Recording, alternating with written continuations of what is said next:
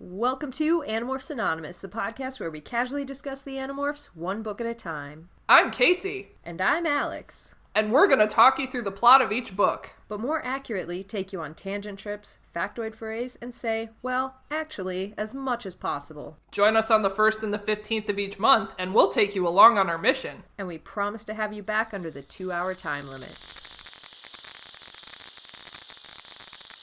Ladies and gentlemen, I have a grave announcement to make. Incredible as it may seem, both the observations of science and the evidence of our eyes lead to the inescapable assumption that those strange beings who landed in the Jersey farmlands tonight are the vanguard of an invading army. Dun dun dun dun dun dun dun dun. Hey, Thank guys. you.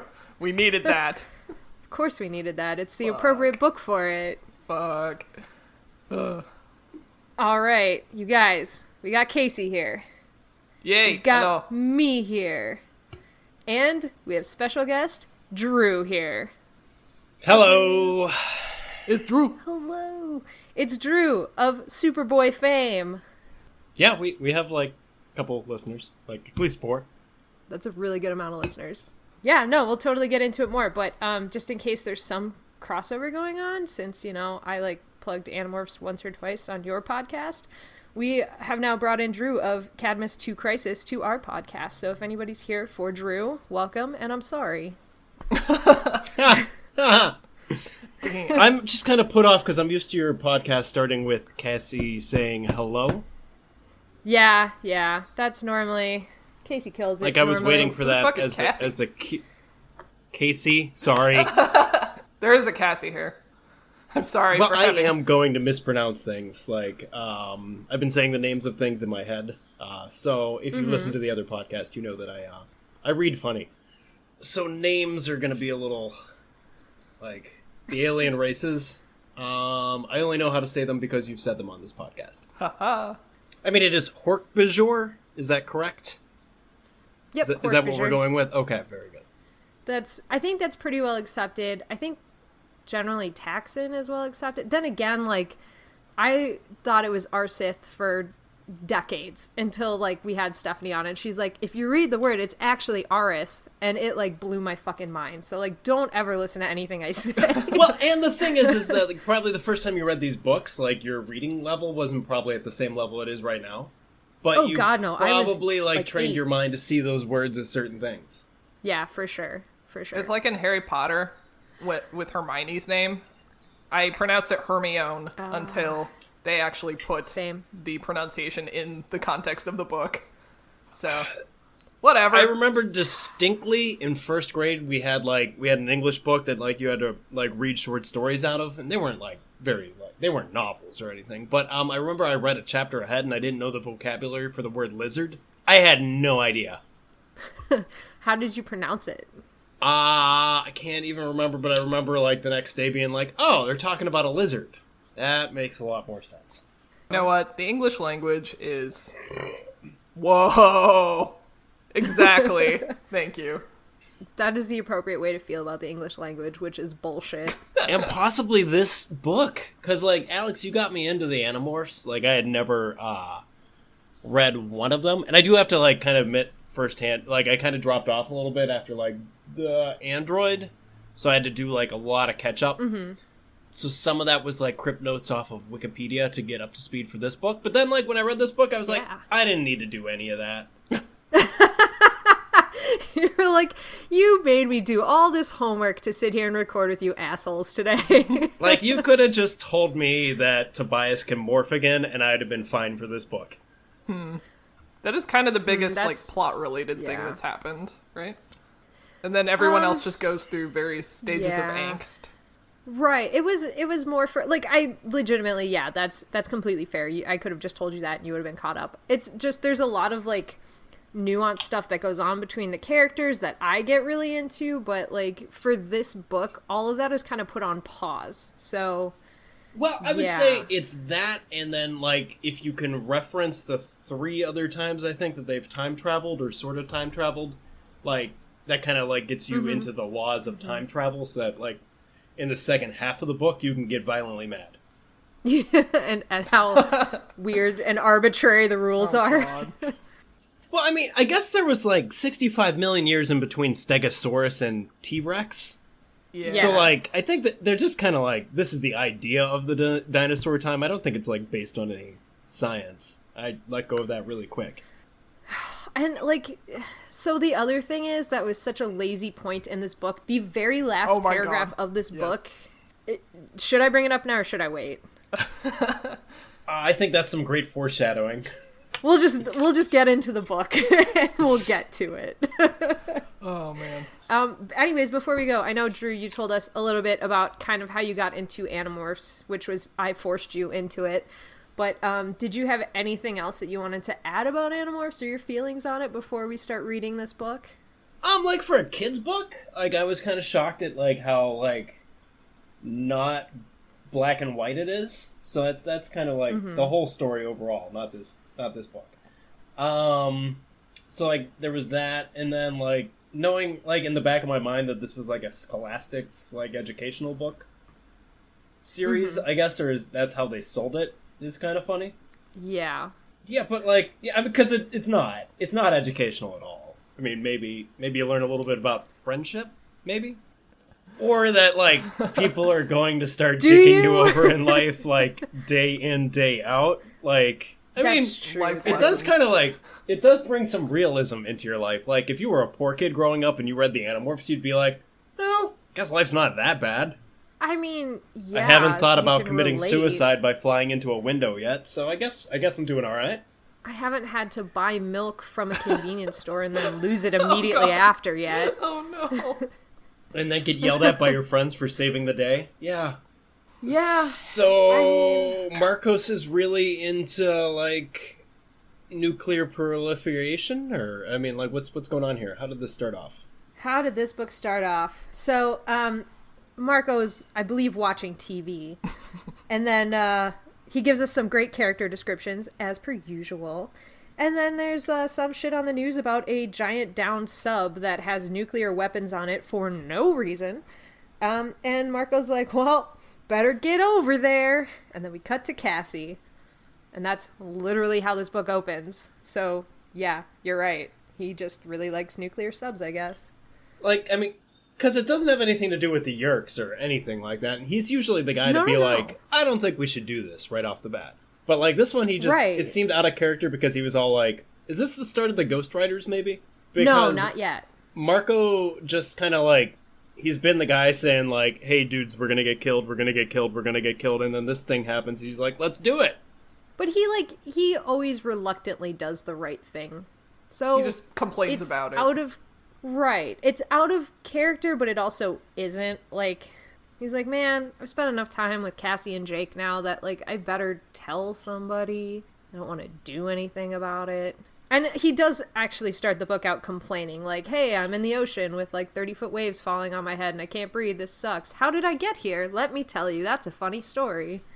So, This was a pretty strong opening, I thought. Like, there were some good goofs. Because... there were.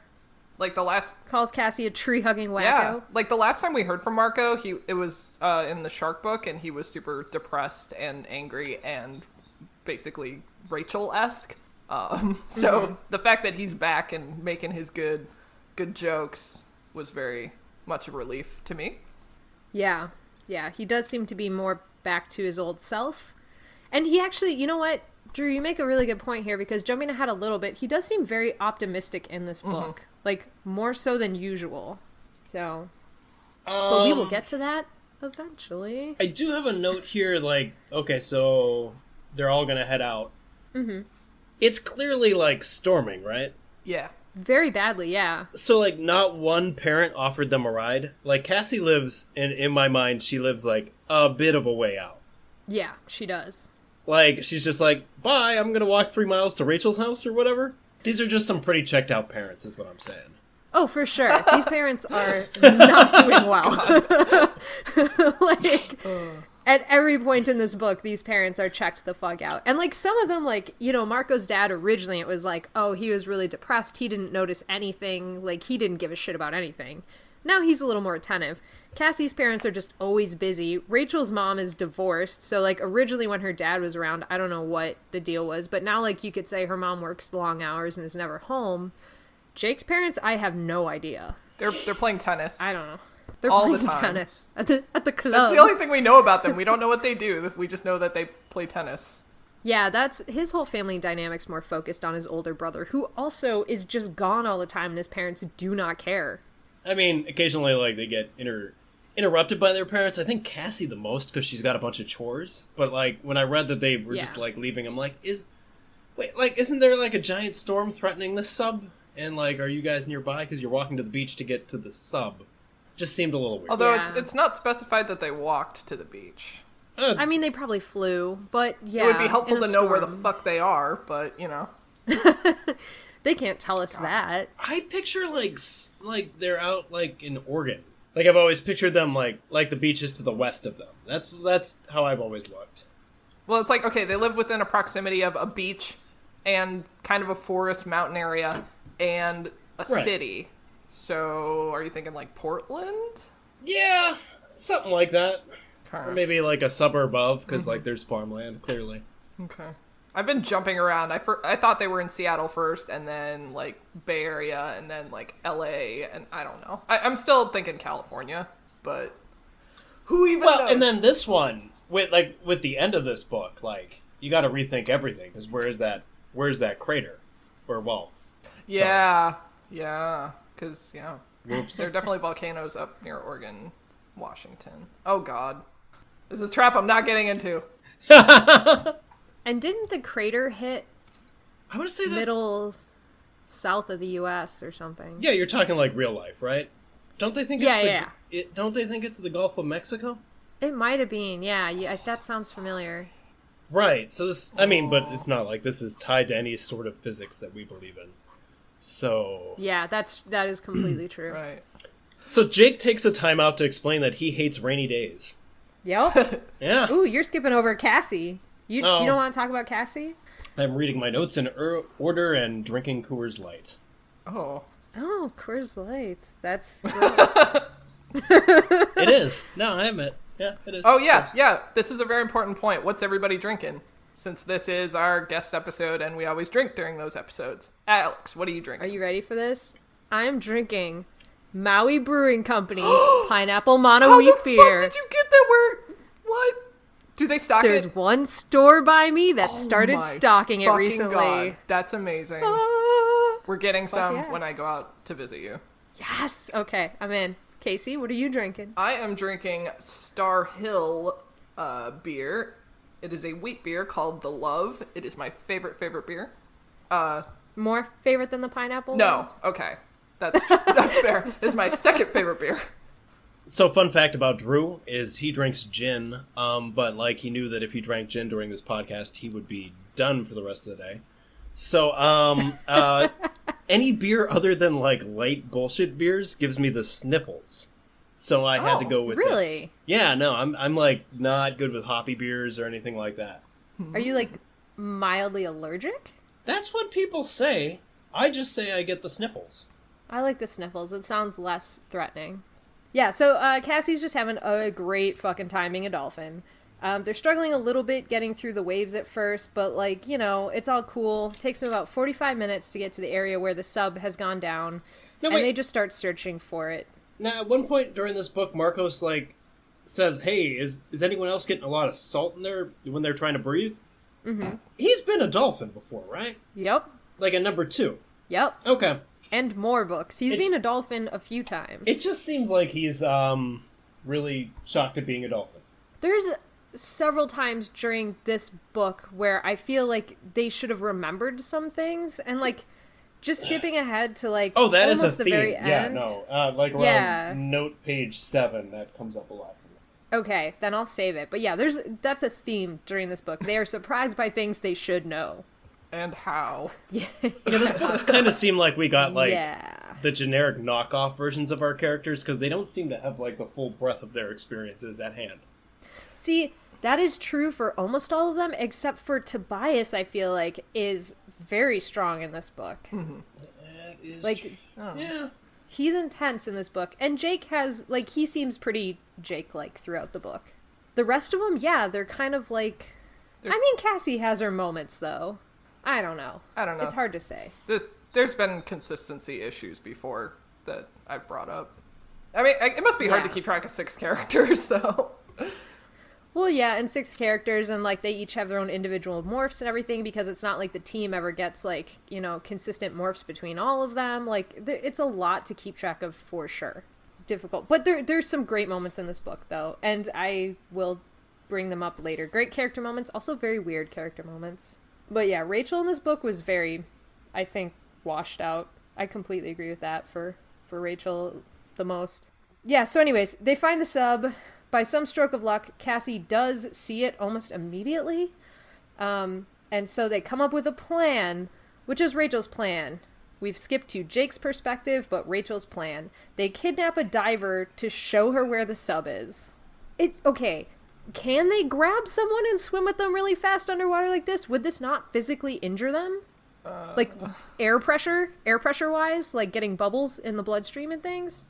The bends? I mean... I'd have to ask my boyfriend who dives, but I was picturing them, they were going fairly, like, in a straight line for most of it. Yeah, that's true. I don't have a rational explanation for this, but, like, I pictured the sub as, like, being on the surface of the water, but there's no reason why I should think that. I think it has to be the bottom, because they were racing down towards where the sub was, they only just saw the Cassie saw the periscope. But that's what made me think it was, like, towards the surface. So they were just, like, dragging someone over towards it. But I guess that's true. Those things extend pretty far. I don't know how far those extend. I feel like 20 feet's got to be the max. Like, I'm sure it depends on sub size too, right? I would think they just float a camera up at surface level. Don't you think? Like, they don't actually have a metal tube that goes up there anymore, do they?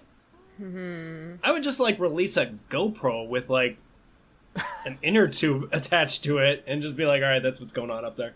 Oh, Jesus. And, like, they've got to have some sort of, like, internal pinging system where they could just, like, float up the black box that, like, bounces off of any nearby, you know, anyone that's looking for them. Like, there has to, even though it's the 90s, like, the technology for, like, sonar and things was beyond what this sub is carrying, which is apparently nothing but nuclear missiles. If anyone in the audience is an expert on nuclear missile-carrying submarines, please write in and tell us what's up. That's terrifying. You wield a terrible power. But yeah, so they drag this diver over to this sub who locates it, and then they realize, like, they don't have enough time to swim back and demorph on the beach and be within the 2-hour time limit. So they just kind of swim away a little ways. And they're like, well, since we've refreshed our time limit, let's, like, just go check out what's going on, make sure the rescue operation is going well. So they go back there just to check out their handiwork, and they see all of these, like, rescue subs racing away from this thing, and they're like, oh, I wonder why they're all racing away from this thing. And then it fucking explodes. Yeah. Oh, no. And that's how we get into this whole fucking mess. This should be, like, the biggest event that happens in the Animorphs for, like, the next 10 books. It should be, but it's not. I mean, I don't know if it's, like, is it, like, mentioned anymore? Like, are they watching the news and people are like, and the radiation from the beach is closed permanently? No, it's not ever like, oh, there's, like, nuclear fallout on our local beach. Like, that's not a concern. Rachel, we're moving. Housing prices are dropping. There's radiation everywhere. God.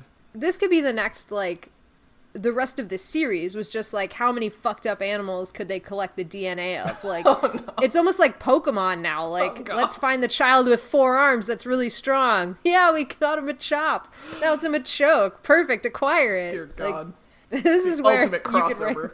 You could write the Pokemon. No. That's actually really relevant to the Game Boy Color game, because it's basically a Pokemon ripoff. Oh, yeah. Animorphs? I forgot you had played through some of that. I just barely touched it. I'm hoping for a day where, like, you or, you know, like, someone can enjoy it with me, because I feel like a grown man of 36 shouldn't spend, like, 8 hours beating a video game like that. But you should. I want to be there for me, but, like, I would not judge you for doing it. So when the sub blew up, it opened up our very favorite of all the time mechanics, a Serio rip. Yay! So we cut to Rachel's perspective. She wakes up and she starts calling out for everybody and eventually gets to Marco, who of course just waits quietly until she calls his name because that's a Marco thing to do. Like, You'd think he would just scream back Polo. That's what I thought the whole time. Every time she yells Marco, I am like, Polo, why did you miss this joke? Maybe she made the conscious decision not to do that joke. I don't think Marco would make the conscious decision not to do that joke, though.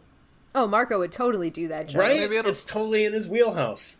Maybe it'll come up later, I hope. I can only hope. Yeah, so they're looking for everybody else. They're not responding yet. So Marco's like, well, let's swim down, look up. We'll see the light shining through the surface. We'll see their dead bodies, basically. And so that they do that, and they find them, and they swim up, start waking them up. And Cassie is very injured. She has to demorph immediately. She wakes up screaming and, like, I guess bleeding from the eyes and blowhole and things is how I imagined it. Fun. I don't think they specifically say that. But yeah, so then they start, like, looking around, trying to find civilization, and they're not really seeing anything. They jump up out of the water. There's a giant volcano. They're like, what in the actual fuck? But that wondering about where they are is cut short by the fact that there's 2 giant Loch Ness monster-looking things swimming up on them. And Axe is just pleased that he told them repeatedly they were not whales, and indeed these creatures are not whales. Well, actually, Rachel, they're not whales. That's the only thing. I'm like, you don't even go here. Like, what do you know? Is that your Axe voice? Is that what you hear in your head? No, that's my Axe mansplaining voice. But I wish it were. I hear Balky from Perfect Strangers every time he talks. I don't know that voice. Can you give us that one? Yeah. No, you're gonna have to YouTube that. Actually, the whole series is on Hulu, I think. Okay. Remind me of what that's called towards the end so I can look that up. I don't know what my character voices are. Anyway, we don't do character voices. We're not as fun and free on this podcast. I beat Kaycie down every week. Anyways, so we cut to Tobias's perspective, who from the get-go is, as soon as they're in this world, is like, I know what they are. I'm just not going to tell anybody because they're going to think I'm fucking sane. Which, to be fair, he's not wrong. So he doesn't want to say what they are, but he's like, I know it. I know what they are. I know what they look like. Me. And, pick me. But they're swimming as fast as they can away from these Loch Ness monster-looking things. And Rachel's like, we should fight them. And he's like, I admire her, but she's wrong. It's kind of mixed with, and she's hot, right? The entire book. Oh, every time he's like, I looked at Rachel, she's wrong, she's but she's hot. She's wrong, but she's sexy, so I'm willing to forgive it. She's fucking stupid, but I love her so much. Oh my god. God damn. Yeah, Tobias. Ugh. Wow. This is where, like, my middle school age could really, like, be like, wow, I think Tobias likes her. Like, you know, because... No. Like, I go back and forth between whether she's gonna hook up with Marcos or Tobias. I can't argue that because, as everyone knows, I'm diehard Tobias and Rachel. No, you're a shipper. You're shipping that. All right. Yeah, like, I try not to force it on people, but that's what I want in my heart. But I'm definitely getting Rachel Marco vibes, even if it's, like, one-sided from Marco's. Because, like, he's always like, let's not do this. This is dumb. Oh, Rachel wants to do that? All right, fine, let's do it.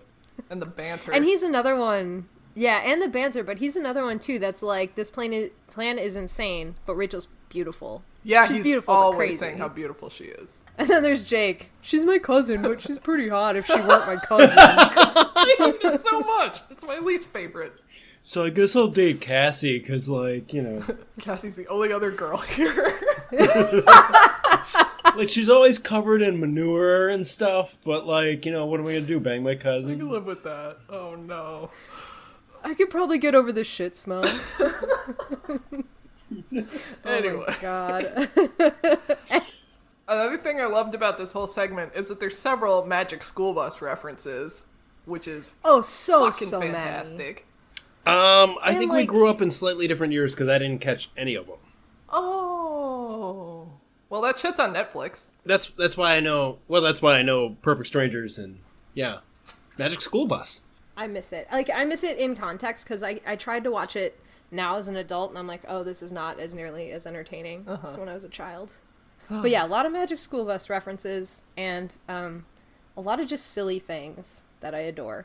Okay, so anyways, they're swayed away from these giant Loch Ness monster creatures, and Rachel's like, we should split up. And so they, I guess, start to, but then this thing comes up from below them and just closes its mouth around Tobias and Rachel in their dolphin morphs. Was that fucking thing from Jurassic World?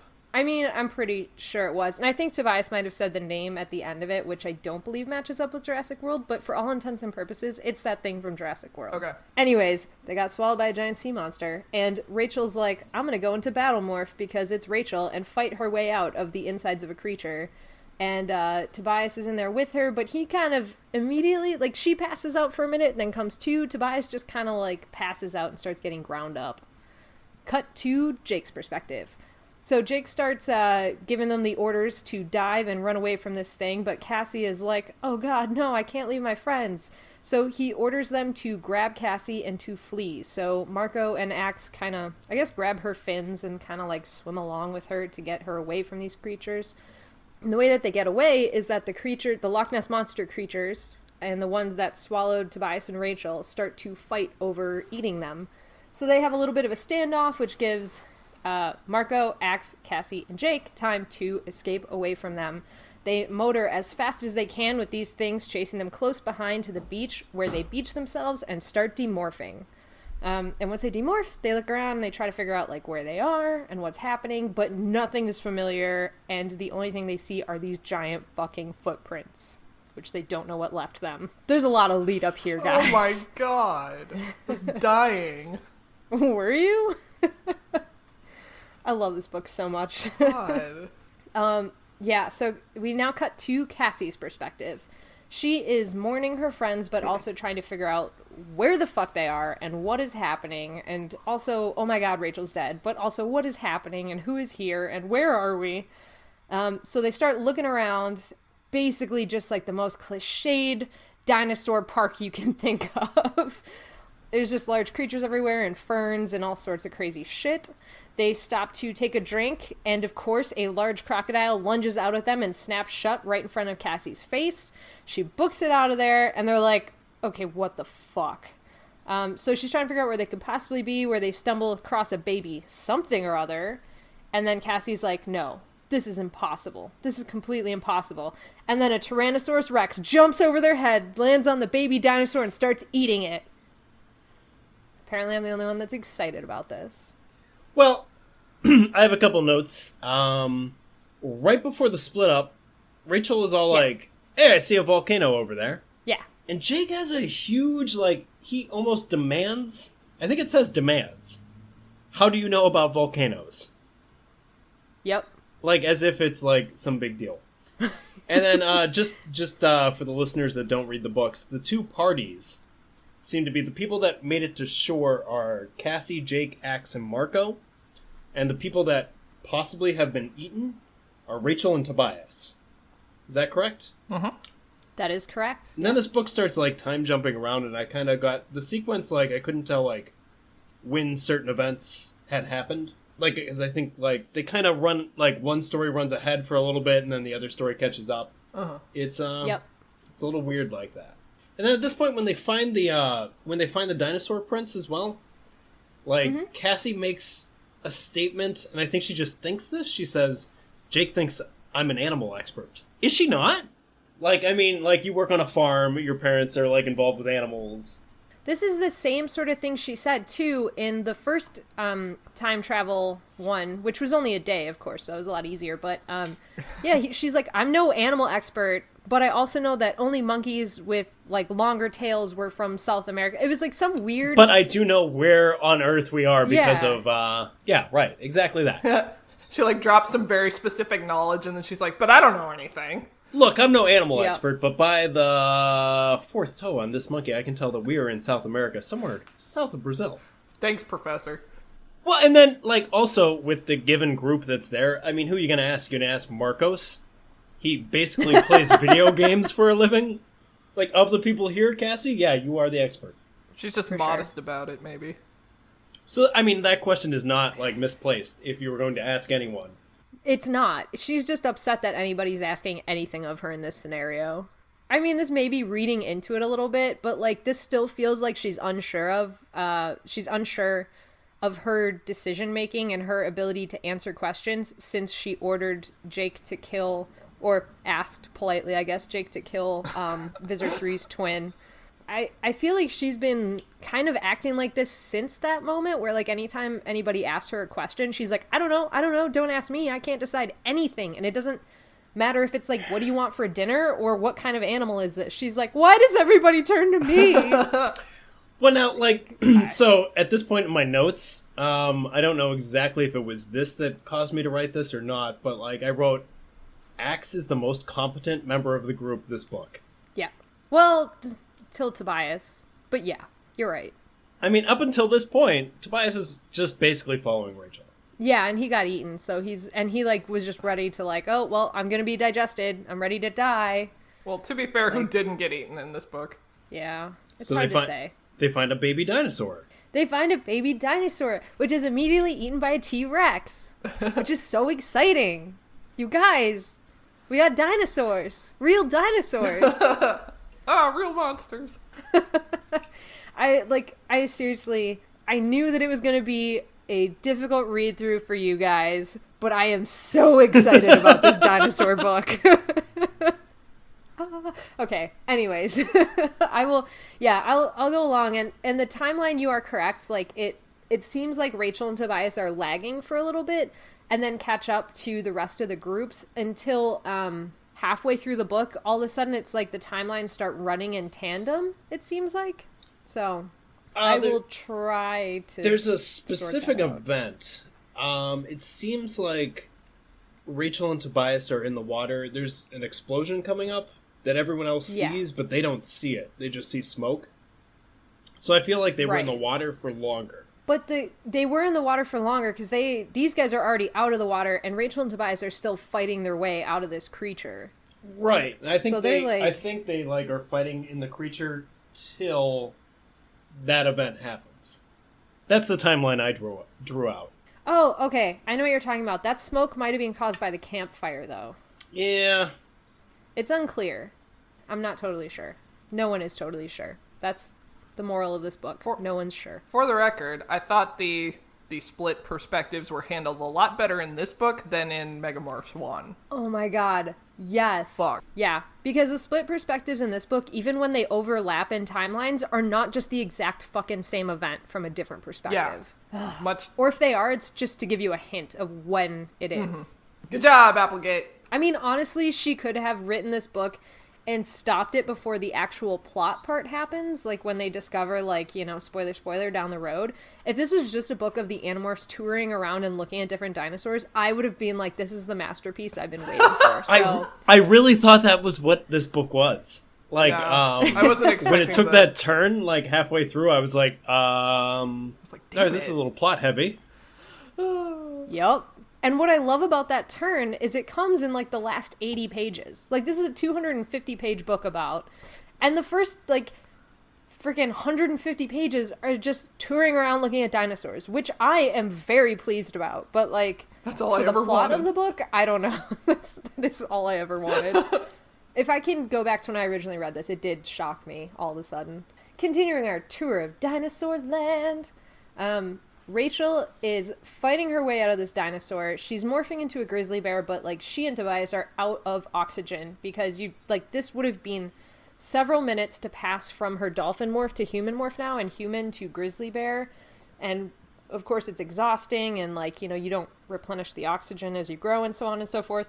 So she is, like, having an almost out-of-body experience where somebody is yelling lungs at her, and then she finally realizes it's her own brain, and she pierces this creature's lungs with her giant grizzly bear claws that she is halfway morphed out, and she's like, Tobias, breathe, there's oxygen. Would that work?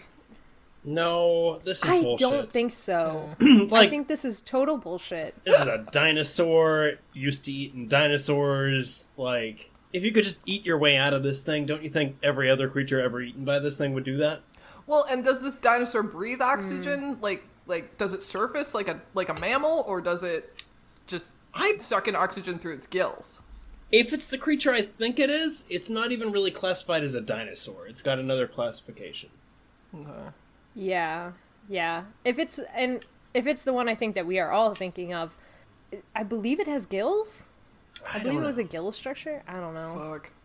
And also, like, how, even with grizzly bear claws, which are admittedly, like, 5 inches long, like, they're fucking huge, okay? Where do you cut through to the lungs, and how does it burst in the stomach? It's not like the organ. It's not like they're floating around inside of this creature with all the organs you're in visible, the digestive like tract. a diorama. If we want to get super technical about it, it could have something like a Lucifer organ that beta fish have. You know how they go to the top of the tank and they'll like breathe out, I guess. It could have like some sort of Lucifer organ situation going on.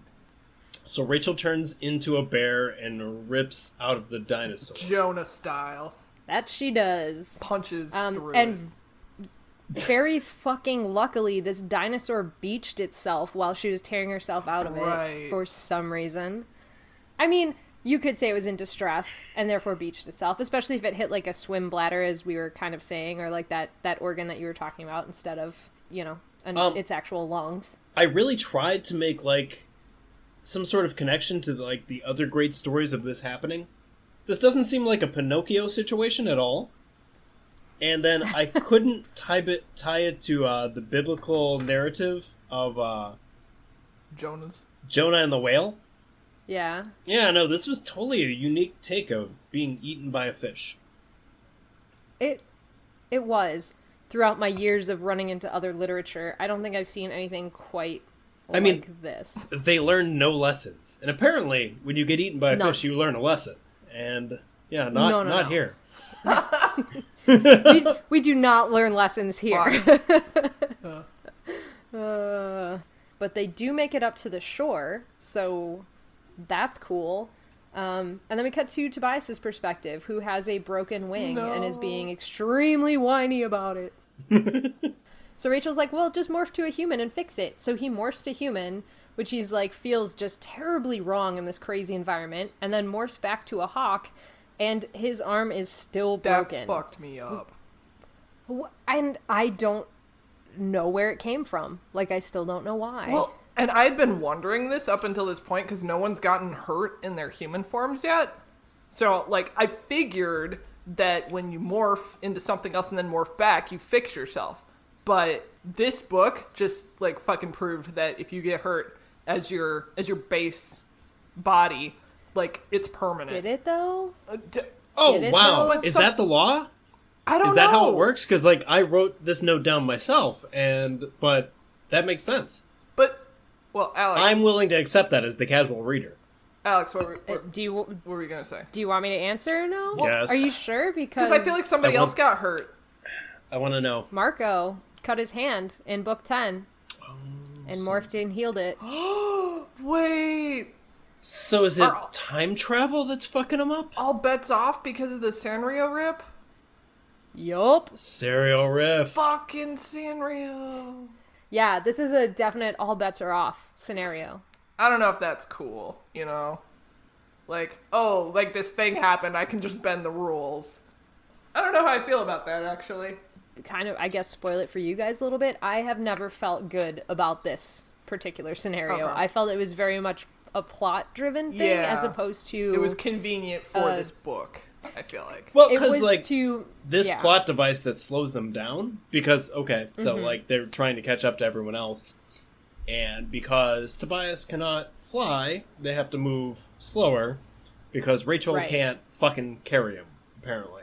He couldn't morph into, like, a flea, or, like, I don't know, a mouse, or something small that she could just pick up and carry. Well, not only that, but he also, it means that he couldn't fly above her and see all of the topographic scenarios they could, like, reunite in 10 minutes. He made that choice. He was like, I could morph into an eagle right now, but, like, you're gonna have to reset my wing, and that's gonna hurt. Wait, does he have another flying morph? I think he is Seagull at this point. Right? Because he did the scouting mission in the last book. No, he was still a hawk in that book. Maybe he doesn't have another bird morph yet. Because he mentioned later in the book that, like, he has a very limited amount of morphs. Mm-hmm. So I was trying to figure out what... But, like, I think, like, his other factor was, like, you don't have much of your costume left to, like, rip off to make a splint for my... like he's concerned about how clothed Rachel is? Okay, So here's what we should have read into this, is that Tobias just slowly wants to unclothe Rachel. This is the start of a very erotic fan fiction. You're 12! No! Well, you think he would have morphed and lost his brace then and done it again then. No. Oh, but he does, He's not a right? creepy dude. He's not. He's a good boy. Oh no, he spent years as a hawk. He is he is a creepy hawk, dude. No, he's 12. They're all 12. Nothing gross can happen A until 12-year-old they're of hawk age. is pretty adult, though. Fuck. A 12-year-old hawk is that's like a senior center hawk, basically. He's a child. He's just trying to get his last one in before the great, I hate all of this. ride into the darkness. No, I don't condone this. Well, that is a question of mine. Like, if you morph like an animal that's at end of life, like a senior citizen crocodile or whatever, like, do you have to worry about like death from old age while you're in that morph? Well, okay, so here's the thing. They've acquired... I understand you're only there for 2 hours, first. so the chance is like very rare. But like, DNA, man, like... Yeah, it doesn't have an age. Like, they can acquire DNA has animal. an age. Well, that's why we age, in fact. Because if you're a 12-year-old human morphing into an animal, does it like carry over the equivalent of that animal at what a human year would be at 12 years old? How does time work? Fuck. Well, like, I think there's scenarios in here of them acquiring like a younger, maybe the not. horse. Maybe there's not. Right. Well, it was a young horse, but it was a fully grown horse, right? Like, but it has to carry an age because like they've morphed adult humans, and it's not like they've gotten a geriatric and they're suddenly like middle-aged, or a child morph and they're suddenly like middle-aged. Like it carries that timestamp, but it feels like this is one of those things that like is totally flexible within morphing. Like, this is something that it's like the same sort of thing as like, they have their ears pierced and they morph, but like their ear pierce weren't healed over. Like, it's one of those things that's like movable, right? It's malleable. Okay, yeah, but Cassie acquired Rachel and morphed Rachel, and Rachel was presumably as old as she was when she was acquired. So can we go by that rule of when you acquire the animal, you are the age of whatever that animal is at that moment? Well, that makes sense. That kind of makes sense, like why you can't acquire a dead animal. Yeah. Yeah. So, I mean, theoretically, you could then die of old age, but, like... If you acquire an old-ass thing that's about to die of old age. Like, within 2 hours. Yeah. Right. Oh, how do you determine if something's gonna die within 2 hours of old age, though? I guess you take a look at the animal for the next 2 hours? This hurts my brain. Yeah, I mean, I don't know. I guess I don't know that many people or things that have just died of old age. Like, most of the time it's like, oh, it has cancer, or it has this medical problem. Like, I don't know of that many things that, like, would maintain through morphing, it's gonna die within an hour and a half. So don't ever stay in this morph for more than an hour and 24 minutes or whatever, right? Because its heart explodes. Yeah, like, its heart explodes. And this is definitely going to happen to you no matter what. Its only factor is old age, and its heart explodes. Oh my god. Like, I don't know. Okay. Rachel and Tobias hit the beach, I think is where we're at. Tobias is a broken wing. Yeah, Forever. and so he gets Rachel to set his wing, and to get the Wait. Was that? Yes. Was that a factoid fury? What? I don't know. What did I say? Or was that a tangent? That seems a little bit tangential because there was no real resolution. Okay, alright. Yeah. Factoid forays is when Alex is like, actually, racehorses are probably not going to be palominos because they are thoroughbreds and blah, blah, blah, blah, blah. Oh, you'll get one of those this book. Yes. Don't even worry. Dinosaurs had feathers. #, fuck you.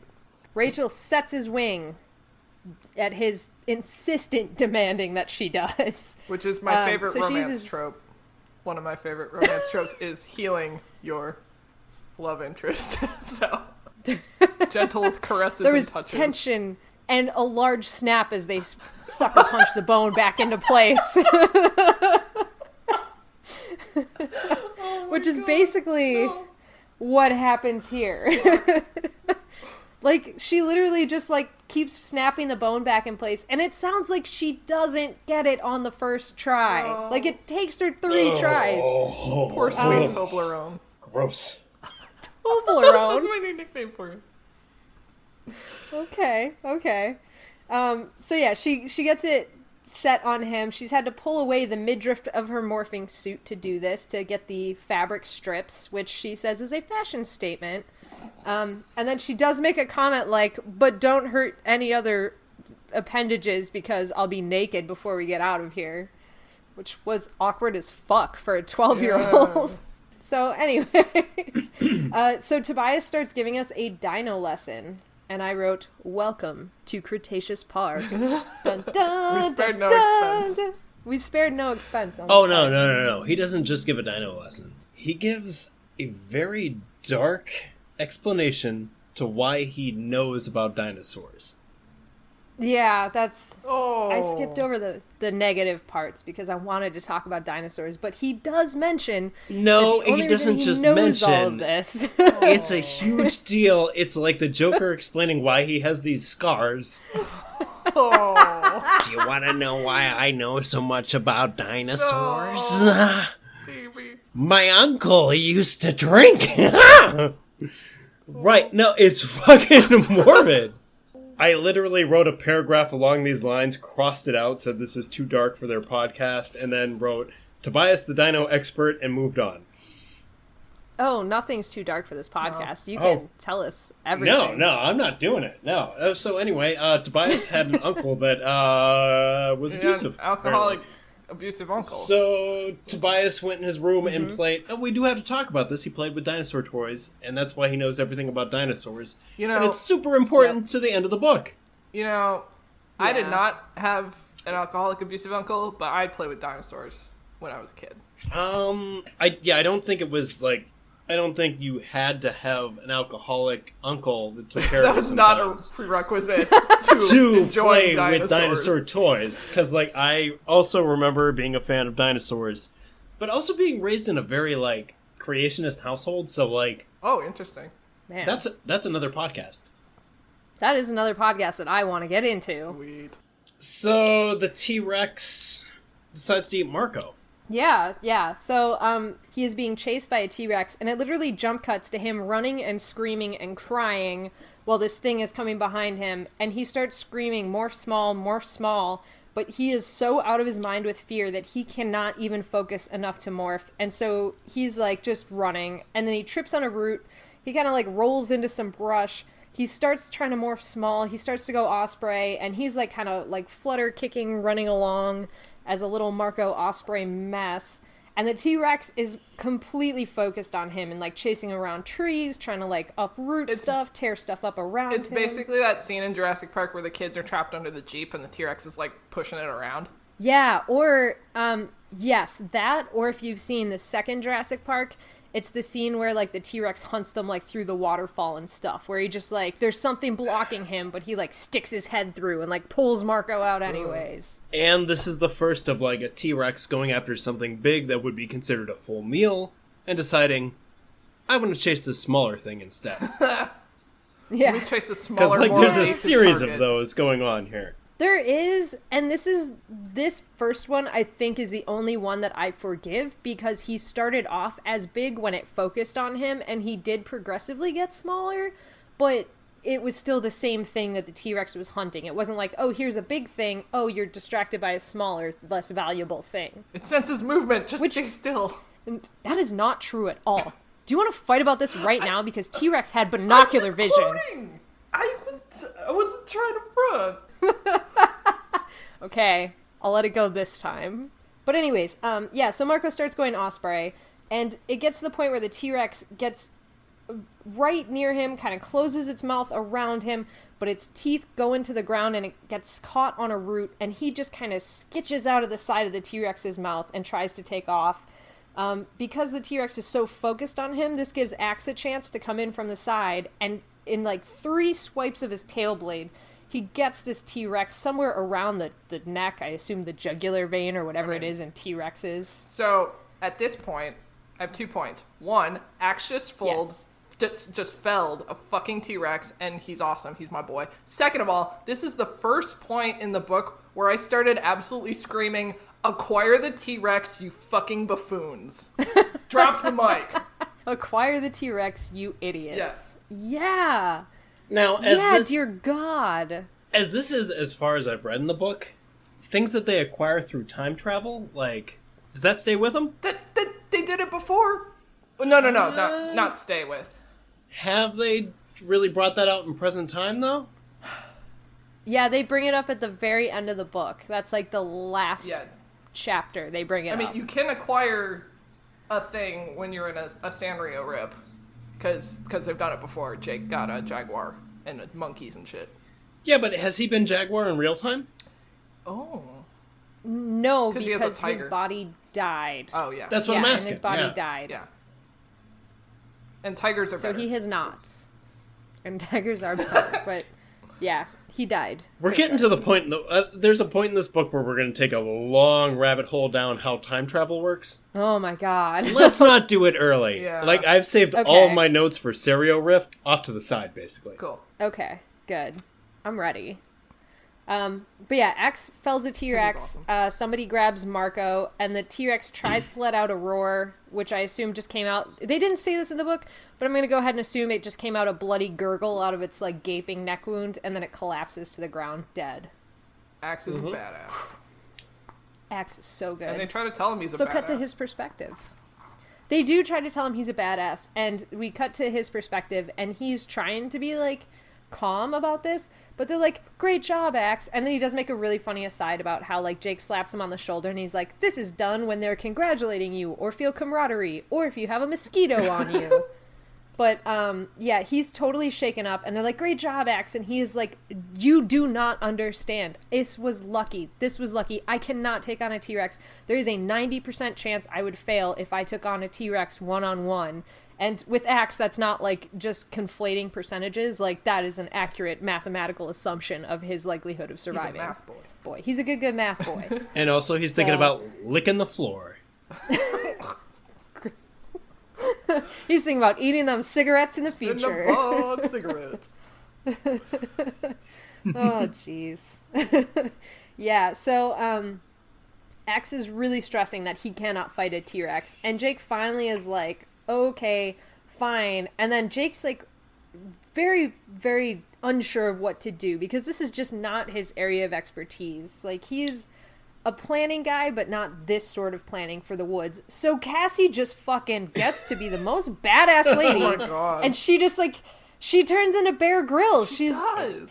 I didn't even write this down, but yeah, it does come into play later. She's such a fucking badass in this moment. She's just like, get some meat, make some sandals, let's do this thing. So I'm gonna need to make a fire out of a bow that we make out of his intestines. So at this point, she, like, goes over to the T-Rex, puts her fucking hand on it. I start screaming, "Acquire the fucking T-Rex," because at that moment you should have been like, "Oh, hey, this is an animal, I can touch it, I should acquire." Like, you can't acquire this one because it's dead, but, like, generally. And the book said no. And the book said no. We're gonna gut this T-Rex and live inside of it like Luke inside a fucking tauntaun. Like, make a cage out of its rib cage. Yeah. I was like, all right. Like, I agree with Cassie in this, of get what you can from this corpse and get the fuck out of here. Because, like, another T-Rex would probably come by soon. Or that spitting lizard from Jurassic Park 1. Oh. He was a Dilophosaurus. scavenger. He's gonna show up soon. To be fair, though, they didn't, like, spit venom or anything. In that movie they did. Mm-hmm.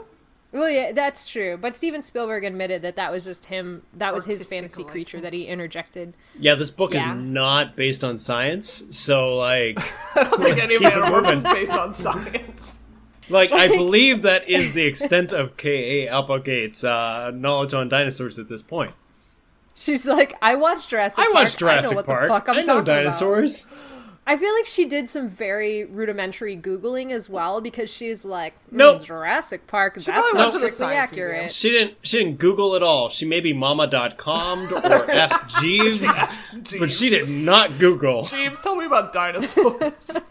All right, search engines were different back then. Ugh. That's true. Yahoo. And you know what? That really makes me CompuServe forgive a lot of the Online. inaccurate facts in this book. You know what? It was... Prodigy! What did she use for it?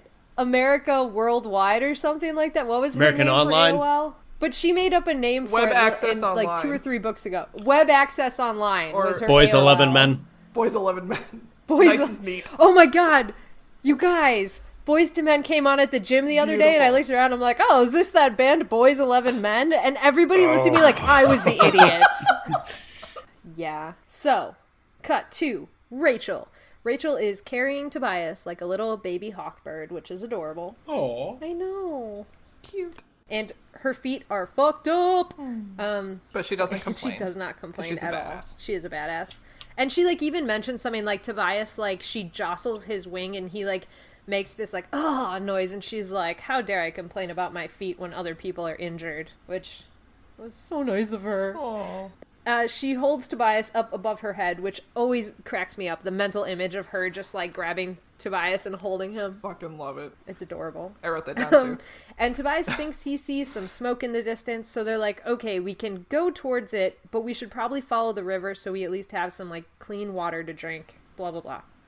So they start following the river towards the smoke, and they enter into a clearing area where they see what needs no explanation from Tobias, and that is a ton of grazing triceratops. Dun dun dun dun dun dun dun. It's the best. And they whip off their sunglasses. They whip off their sunglasses, and then Tobias reaches over to Rachel's head, and as she's looking at a leaf, he turns it towards the dinosaur and says, "You gotta look at this thing." And she slowly rises up out of the Jeep. I wish that so much. Anyways, right. They see Triceratops, which they're all excited by, and which I will be referring to as trikes at multiple points in this book. Trikes. So just beware of that. Yeah, so while Tobias sees the Triceratops, he also sees something else. Something menacing. It's Deinonychus, guys. That's right. Deinonychus. Dionysus. And for anyone who is unsure what that dinosaur is, that is actually what the velociraptors were in Jurassic Park. The main way to tell a velociraptor from a Deinonychus or Dionysus, whatever, is you can drop kick a velociraptor because they're like 2 feet tall, and Deinonychus were like 7 feet tall. Like they are not quite that tall, but they were very large running raptors with the killing claw on their foot. So just know that's what we're talking about. They probably also had feathers. Yes, they did probably also have feathers on their arms and potentially tails. There's a lot of conjecture over whether or not their young were feathered. They think a lot of them were for warmth, like had that downy feathers like young chicks have. So, yeah. In fact, I think T-Rex had those as well. They discovered some structures on a baby T-Rex, or around a baby T-Rex fossil, probably a decade ago now. I say a few years, and that could mean anything from 20 to 5. So, Factoid fury. That is a factoid foray. factoids. Yeah, so these Deinonychus are hunting the Triceratops, and they see Rachel pretty quickly and turn their attention from these giant, scary, menacing beasts with multiple horns to this weak, little, fleshy human thing that has no natural defenses. Duh. Cut to Cassie. Kind of a freaking cliffhanger right there. Nice! Cassie gets a fire going. That's right. Women invented fire. Oh, this is the start of the firsties. Yeah. So anyways, they are literally like cooking with fire now. They actually got a fire going, which is super exciting. T-Rex meat, which is metal as fuck. It's so fucking metal. And then they're also making it into like T-Rex jerky for later. My like, God. fuck yeah, guys. Tomb Fuck Raider yeah. shit. This is amazing. And Cassie got the whole fire going with like, I think Drew said this earlier, with like part of dinosaur guts in a stick. Like, fuck yeah, guys. Hell yeah. Fuck yeah. So excited about this. Jake is the one that mentions that it does not taste like chicken. It apparently tastes a little bit like swordfish, which was... Here's the thing. Did not see that coming. Yeah. I assume that the closest comparison you could draw to like present day is like alligator. Which I was told that more aquatic reptiles taste more like fish. Yep. So I bought that. I have had gator before, but it was so covered in pepper that all I tasted was pepper. So I can't attest to that personally, but that's what I've heard. Yeah, see, Just saying. that makes sense in the way that this book was written, because they kept talking about them as giant lizards and, like, you know, giant like crocodiles, that sort of stuff. So that makes sense in the context of this book. That, accurately speaking, is not necessarily true, because it's very difficult to believe these giant creatures would be cold-blooded, but that is an argument for another day. Also, they're related to birds, which would be chickens. Yeah. It would probably taste like chicken. Stepping around this argument. Don't think it's gonna be entertaining at all. That was a tangent. I want to play that, like, throughout the rest of the podcast. Like, I want to use that sound clip for so many things. Oh my god. Yeah, no, this leads to my favorite fucking conversation of this whole book, which is Marco saying to every single thing they do, the first ever thing. So he's like, oh yes, the first ever fire. Oh yes, the first ever smoked meat. Oh yes, the first ever time anybody's ever complained about smoked meat. Like, it just goes on, and I love it so much. Like, Marco's the worst / the best. He's trash. He is so good. I love it. Yeah, so after Marco finishes his tirade of them doing the first thing ever, they talk about the plan for the night. So they're going to go on different watches. They, of course, make it 2 hours because they're the Animorphs, and all of our time limits are 2 hours. And Kaycie and Alex are going to be on the first watch. And when they turn away from the fire to keep their eyes adjusted appropriately, of course, they notice a giant comet streaking across the sky, and Kaycie and Alex... Yeah, I know. And a giant foreshadowing. There's a giant foreshadowing crossing the sky. That's a problematic. Let me just whip around the sun real quick and then I'll be back. Kaycie and Alex have a bonding moment talking about how both humans and Andalites used to have superstitions about comets being bad omens because we didn't have enough foreshadowing stuck on there. Cut back to Tobias. So, Tobias watches this pack hunting them, and he very quickly assesses the situation, because for whatever reason, this is Tobias time.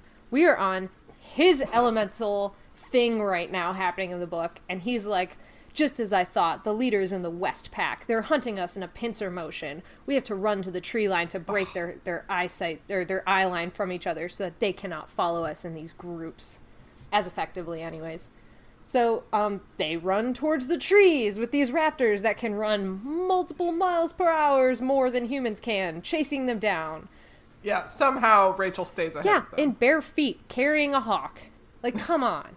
But whatever, she makes it. Probably she's a gymnast, which is weirdly brought up 10 times in this book, even though the past 10 books haven't mentioned it once. So, anyways. Nice. So true. I know, right? Like, it was a weird, like... They used to mention it every book, and then that totally tapered off. And now in this book, like 10 times, they're like, she's a gymnast, she's a gymnast, she's a gymnast. Anyways, Rachel makes it to the tree line, and she went full puke practice here and pukes at the bottom of the tree. Which Tobias is like, yeah, she pukes at the bottom of the tree. I missed that. Okay, whatever. You know what? I missed it in every other read-through until this one. And then I like, for whatever reason, I guess because I was taking notes, I was like, holy shit, really? But yeah, she pukes at the bottom of the tree, and he has her throw him up into this tree above her puke, and he misses the first time. I know, right? No, it's gonna pay off, you guys. Give it a minute. This is gonna pay off. What do you have to do with anything? It does. It does. It totally does. Just hang on. So she throws him up into the tree. It takes 2 tries. He hangs on. She runs further into the wood to start going grizzly. The pack of Deinonychus come up to the tree, and Tobias's plan works. The scent distraction worked, and they sniff the puke, which is why the raptor went under the tree, and he landed on it. How the fuck did I miss that? I wrote no notes for any of this portion of the book. You weren't wrong. My next note is they acquire the T-Rex. Oh, jeez, you skipped way ahead. Oh, yeah, no, none of this was important to me. Oh, see it? But Tobias was the first one who had the idea to acquire the fucking dinosaur, which I was screaming about for like 20 minutes beforehand. Oh, yeah, he totally did. And this was how he trapped it, was with her puke. I I'm just nodding, which is very bad for an audio medium, but I am just nodding emphatically right now. How did I miss this? Okay, anyway. I swear to God, I have never noticed this before until this read through. And I've read this book like more, I'm in the double digits with this book right now. Like, it was crazy. But yeah, Okay. So that's why it went under the tree, which before I thought it was like walking under and he just like dropped on it. But no, it was like sniffing her puke. And he was like, perfect, she puked, this will be a scent distraction. And he drops onto it and acquires it. Fuck. Oh, man. And then the next chapter is also Tobias's perspective, but it's just him morphing the Deinonychus and getting taken over by its instincts. So yeah. I was like, fucking finally, somebody did it.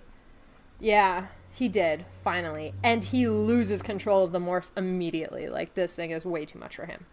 All right. Let's cut back to where Drew took notes.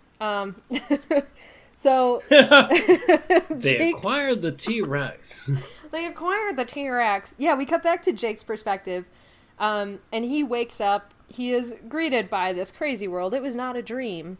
And Axe says, I've recalibrated my sense of time, and you have been asleep for 1 hour and 53 minutes, which that one comment is never mentioned again, but threw me for a loop because of the morphing timeline and how long they can stay in morph. Like, is this longer? Is this a few seconds difference? Is this a few minutes difference? Like, I just don't know. I went into a thing.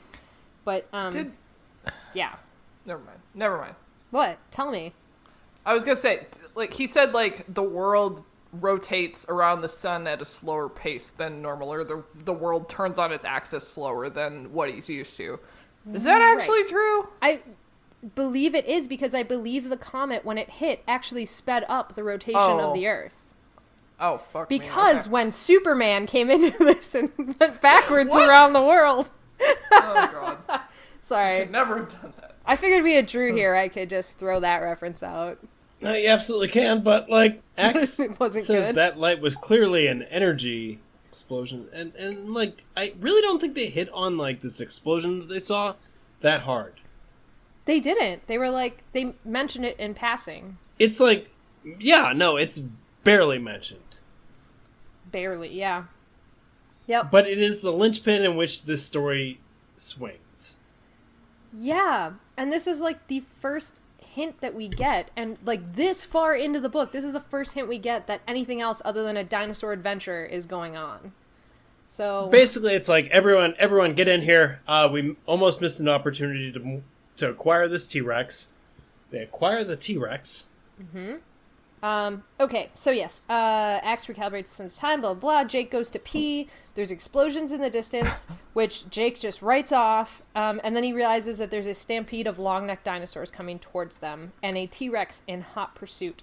So he tells everybody to run towards the river, but they are quickly overtaken. The T-Rex catches up to a long-necked dinosaur right above him and kills it, and it falls on top of Jake, and he is pinned. Cut to Rachel. Rachel is under attack. The raptors are leaping at her. One kind of comes at her from the side, and she slashes it down and kills it. So the leader reconfigures his group and goes for another hit when a newcomer arrives. This new raptor leaps at Rachel and tears her chest wide open, but superficially. Also, she's a bear. Oh, yeah, she morphed into a grizzly at this point.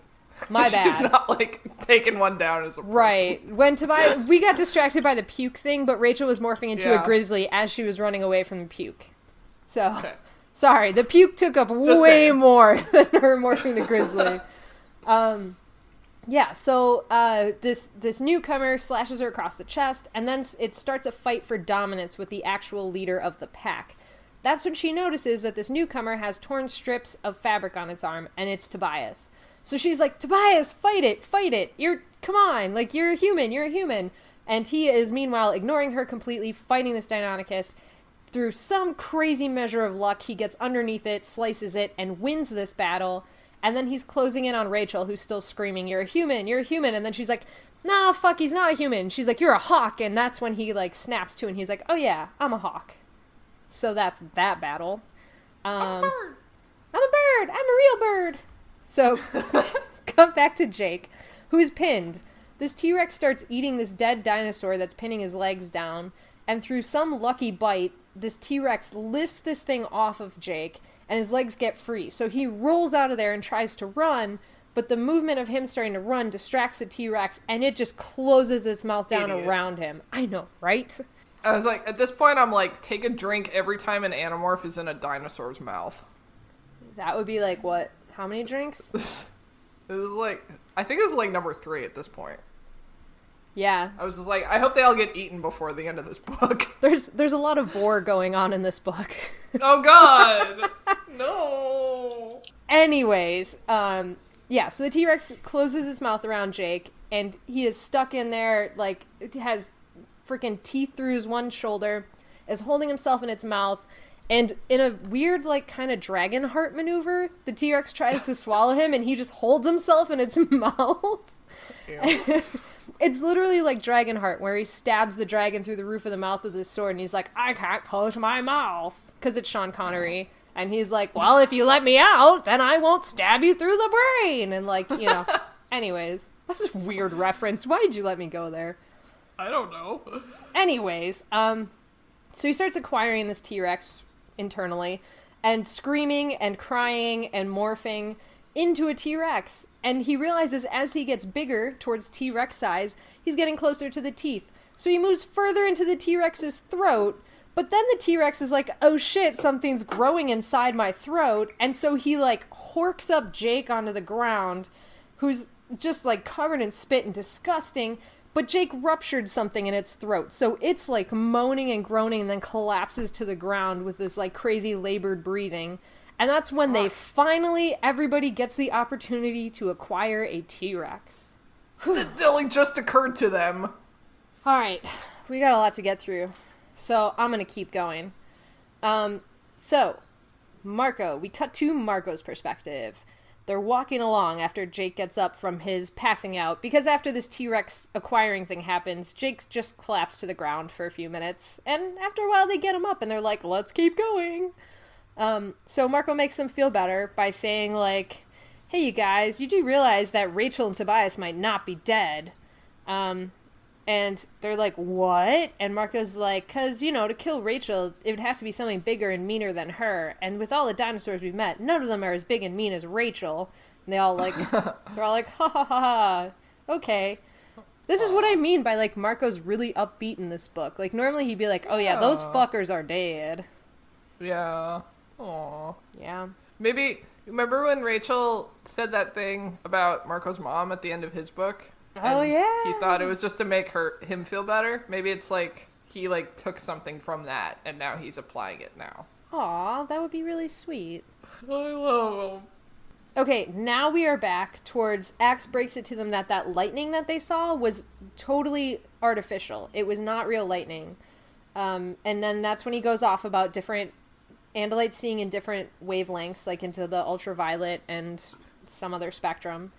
Fucking Axe. He always, like, brings these things up, like, at a later date, and everyone's like, what the fuck, man? Why are you holding out on us? Right? This is the first of many fucking instances of this in this book. It truly is. And then, like, while Axe is going through this whole thing, like, nobody is even paying attention to him. But yeah, so they walk along, there's a canyon ahead of them, they walk towards the edge of it, and that's when they look down and they see a giant city inside of the canyon. Yes! At this point, Yes, we made it. At this point I was like, oh my god, I hope it's the Pemalites. And they did, they asked if it could be the Pemalites, because they were trying to figure out what alien civilization it was. They're like, Yeah. The only one that's old enough that we know of is the Pemalites. I was like, yay! Yeah. But it wasn't. To be. Yep. And now we cut to the worst 2 chapters in the entire fucking book. Nope. Oh, they are. They're the worst. Nope. They're my worst. What chapters are? Nope. This is Tobias and Rachel. Oh, I liked these. Okay. These are not the worst chapters in the book, but they are... I mean, they're not great, but I mean, as chapters go. They're the worst because of the callback value to past terrible circumstances. Not like the worst maybe. written or anything, but like callback values, the worst. Okay, so we get Tobias's perspective first. He and Rachel are wandering around. Tobias was able to somehow wrangle one of the Deinonychus into submission to let Rachel acquire it, and then he snarled at the pack until they left. Blah, blah, blah, blah, blah. Yeah, blah, blah, blah, blah. Rachel just talks about breakfast foods for a good 3 paragraphs, and then Tobias is like, there's probably some fucking shit growing in a tree. Let's knock it down and do it. See, I thought it was hilarious that Rachel is so fucking hangry and just, like, talking madly about breakfast, and Tobias is just staring at her face, admiring how beautiful she is. I was like, what the fuck is going on? Yeah, I thought it was fucking hilarious. It is. And now you know what it's like to be a dude. She's fucking having awful. A meltdown over here. But damn, she looks good. 2, they see some shit grown in a tree. Rachel knocks it down with a rock. It's basically a coconut. They don't ever tell us what it really is, but it's basically a coconut. So while that's all happening, Tobias is like looking over and notices this giant sail of like bright red and green and shit next to them. And then he's like, oh, I know what this is called. And he slowly starts snapping and goes, Gallimimus. Sorry. Yeah, it's a Spinosaurus. So Rachel starts morphing. Tobias is like, what the fuck are you doing? Because he's riding on her shoulder. And then she's like, I'm morphing, duh. And so he's like, oh, fuck the broken arm. Let's morph again into a Deinonychus. That's when they realize there's another one behind them. So we cut to Rachel's perspective, who is just like, attack! And Tobias is like, no. And she's like, attack! So she jumps at it, leaves like tiny little scratches down its side. And she's like, well, okay, just run. This is bad. Attacking won't work. What the fuck? And these things are like 10 times bigger than us. Yeah, easily. Very easily. Spinosauruses are bigger than T-Rexes. I think they're certainly longer. But yeah, they are. I don't know if they're taller. With the fin, they are, but without the fin, I don't know. They are comparable size. They are very comparable to a T-Rex. But that's when this weird, flaky, red-skinned monster steps out of the bushes with this weird, like, burnt skin, and it's carrying a gun that it just shoots at the Spinosaurus, and the thing falls over, stunned, like, completely knocked out. And then, like, this weird creature thing starts giving them orders, and it claims to be a Nesk, and it says, we own everything. We own the dinosaurs. What are you doing here? And, they don't really know what to do, but Rachel's like, well, I've fought aliens before. I'll fight them again. So she mentions she's a gymnast for no particular reason, jumps on one foot, and does a weird spin to knock it over with her tail. She fucking, like, Walker, Texas Rangers this fucking thing. Yeah. And then she's, like, horrified when this thing just falls in half. And she's like, oh, I just meant to knock it over. Really jumps the shark. Yeah, it really does. It got a little bonkers. No, this is the point where it just goes, like, off the rails. Because this could have been a great book about dinos, and then we got back to our real time. Yeah, this is where, like, I was like, oh, there's something else happening in this book that I'm supposed to care about. Yeah, Space. I checked out a little bit at this point. Space. Up, man! Yeah. So she chops this thing in half with her tail, and then it just, like, recompiles into this figure. And so she bites it, and it's made of ants. Nightmare. Yeah, that are now crawling in her nose and eyes. This is the second time Rachel has had ants all crawling in her body, eating her. Ew. What the? Yeah, it happens. You know what? Fuck the Yeerks. The ants are the true evil in these fucking books. The Animorphs should pivot at this point to fight the ants. Yeah, priorities, yo. So that's where we leave Rachel. And this is, I think, where the timelines start to converge onto the same part. Like, we're now very... I have a note on that, yeah. Okay, cool. I'm glad you thought so, too. Not incorrect. Yeah, so we cut to Cassie. And she is freaking out about losing people because this is, I think, the first time she was really able to, like, focus on anything other than surviving. But she sees this giant thing below her and is like, I don't want to lose anyone else, so I volunteer to scout out this city alone.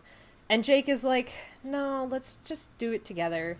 So they all turn into birds of prey to fly over this city. And, of course, right as they're taking off, like, what can are probably arguably Compsognathus, come up and try to, like, jump at them and eat them. But they just take off and they're fine. They are looking over this whole town while Marco is singing the Flintstones theme song to us all. Thank you, Marco. So they're looking at this crazy abandoned, well, it's not abandoned. This crazy advanced city is what I wrote. So looking at this crazy advanced town, and they just see these crab people all over the ground with these weird ass fucking pincers. So like I'll do a quick description of them. So I basically imagine them like a Parasect from Pokemon, but they have right? They have 4 giant legs at the back. 3 giants at the back? I don't know. They have a shit ton of legs at the back that are huge, and a shit ton in the front that are tiny. And they walk forward towards these tiny legs, and coming out the back, they also have, like, a claw machine pincer that you use to, like, grab prizes from the bottom of machines.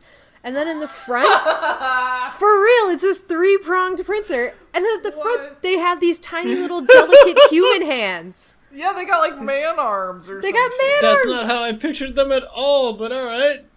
Like super buff man arms with like little tiny hands. Ew. Yeah, like those little doll hands that you put on your fingers, like the. Have you seen that Vine? No. Oh, it's like a guy or a person. I don't know who. Fuck, I forgot. It's a humanoid creature. There's a Vine about this. R.I.P. Oh, but yeah, they're just these weird ass things, and they range from like green to red. So I'm just, of course, picturing like bell pepper colors. Like I don't know. Delicious. People. Oh, I appreciated that so much. That'll be in my head forever. You're welcome. You're welcome. Yeah, so like this is fucked up crab people. But then they're very distracted because they're attacked by pterosaurs, not tranodons. They're pterosaurs. They're pterosaurs. Tobias. I'm gonna let you keep going, but like basically my notes skip to like, alright, so the crabs are versus the Nesk. Like I skipped all this stuff. Oh, all the ancillary town stuff and our great meeting. It didn't mean anything. This is more about them meeting up and I think establishing what side they're gonna be on. All I want to do is start yelling about what happens 10 minutes in the future, so by all means, just go ahead. Okay, I'm on it. So, cut to Tobias. He is stomping on the ants very quickly with his funny little dinosaur feet, which is adorable. This seems to work. They retreat, and then they get fired upon, and they look up, and there's a spaceship that's just tailing them and firing on them. So they take off, and this ship puts a tube suction vacuuming thing down, sucks up all the ants, and then starts firing at them, and they quickly realize that this thing could totally hit them whenever it wanted, so they're being herded towards a location. So Tobias, seeing a herd of trikes up ahead, goes ahead and leapfrogs off the back of one to get a better view, and he sees that they're steering them into this wall of ants. So instead of going into this wall of ants, they turn left towards this sheer drop-off and go running towards it. And they know that it's going to be a drop of some sort. They don't really know how far it is, but it's better than the ants. So they jump off, and Tobias' last view before he starts falling is a peregrine and a pterosaur. Cut to Jake. So Jake is leading them on this crazy death maneuver out of this canyon because the pterosaurs are like, flying down trying to attack all of these birds and hunt them, when he notices 2 Deinonychus falling off the cliff and grabbing onto the sides. He doesn't really take much note of it until one of them goes, "Rachel, grab a hold of something." Like she wasn't fucking trying to do that already. And he's like, "Tobias!" And Tobias is like, "Jake!" And, hey, Tobias! Hey! Yeah, and then there's some very confusing sort of note. Like, I didn't quite get what was going on in the scene, but basically Rachel's tumbling down. Tobias has, I guess, grabbed onto a flying pterosaur. Rachel tumbles into a nest. I know, it's very confusing. This is fucking cartoony. It's very cartoony. And then Rachel ends up somehow with 2 pterosaurs, which one she has by the legs, the other one hit by the neck somehow, and they hit something abruptly midair and splat out. Like, they just hit this force field in the middle of fucking nowhere. So everybody lands on it. There's a very happy reunion. Cassie tries to go hug Rachel, even though Cassie is an osprey and Rachel is a dinosaur. That's adorable. And then a mysterious third party starts talking to them out of the force field. God? God, is that you? We cut to Axe, who is like, thank God, a force field. This is brilliant. And then the alien species introduces themselves to him as the Marcora. So we find out that our good guys / crab people are the Marcora, and obviously we hate the Nesk, who are ants, because we hate ants. They ask what they are, and because it's 65 million years in the past, they're like, well, we're humans and an Andalite, because who the fuck knows what that means anyways? So they're like, okay, let's demorph. Like, Yerks aren't even going to be around for a long-ass fucking time. So they start demorphing, and the Marcora ask where they're from, and I think it's Cassie that starts to explain, or Axe goes from the future, and they all make fun of Axe, like, oh great, yeah, Jake couldn't have explained that any better. From the future. Exactly. And then the Marcora ask what planet, and Cassie starts saying Earth, and Tobias cuts her off, and he says, whatever they ask you, do not say you are from this planet. Cut to Marco. Foreshadowing. Cut to Marco. In this chapter, we get the history of the Nesk and Marcora War, and the Animorphs are debating what to do. There's really not much going on other than conversation, and the fact that we find out broccoli was from outer space! The broccoli! You mentioned... Dun dun dun! I like broccoli as a kid. I don't accept the kids too. don't like broccoli. I did too. But, Alex, you mentioned the broccoli to me in an earlier episode, and you were like, remember this. And I was like, this is the moment. This is the moment. Broccoli's delicious, though. Broccoli's from outer space. I think that was book 1. It's absolutely just fine. It is a fine vegetable.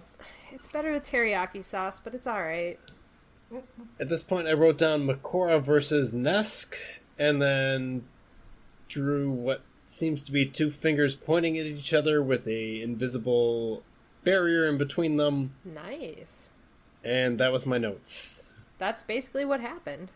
The Nesk can't get to the Marcora because they're force fields, and the Marcora don't have the necessary battlements to attack the Nesk, so they're at a standstill. It's the classic, like, offensive versus defensive technology situation. I was just about to say, yeah.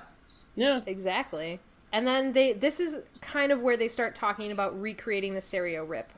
It starts... I was going to say, like, my next note is they start talking about the time travel situation. Yeah. But they don't bring up the 3 other fucking times that they have time traveled. Yep. Wait, what? They've time traveled 3 times now. I mean, technically, I think it was time travel when they went. Okay, so the first one, of course, is the book where they had the other stereo. They went to the future. The cube-like character takes them to the future, and they change the history and the Elemist. I don't count the Elemist. Yeah, the Elemist is kind of like it's. And you could say that is like an illusion made by the cube-like character. I mean, yeah, that's fair. I didn't think of the Elemist right away because it didn't equate to the stereo rip for me, but you're absolutely right. They have travel timed. I'm drunk. Hello.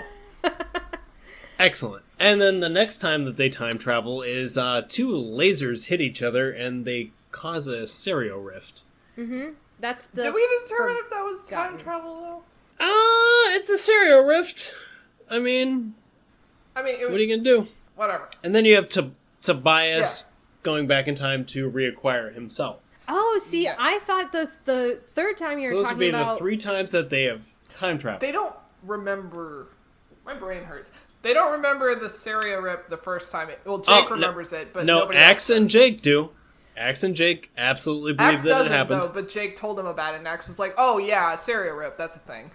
But like he doesn't remember Axe believes it because of the things that Axe told him during the stereo rift. Because how would Jake know about that kind of stuff? So Jake's the only one that has full memory of the first stereo rip. And so basically they have some sort of ideal that time travel is a thing that's possible. Yeah. They know that it could happen from 2 lasers hitting each other, or 2 Teddy Ruxpins, like, meeting in a bad way.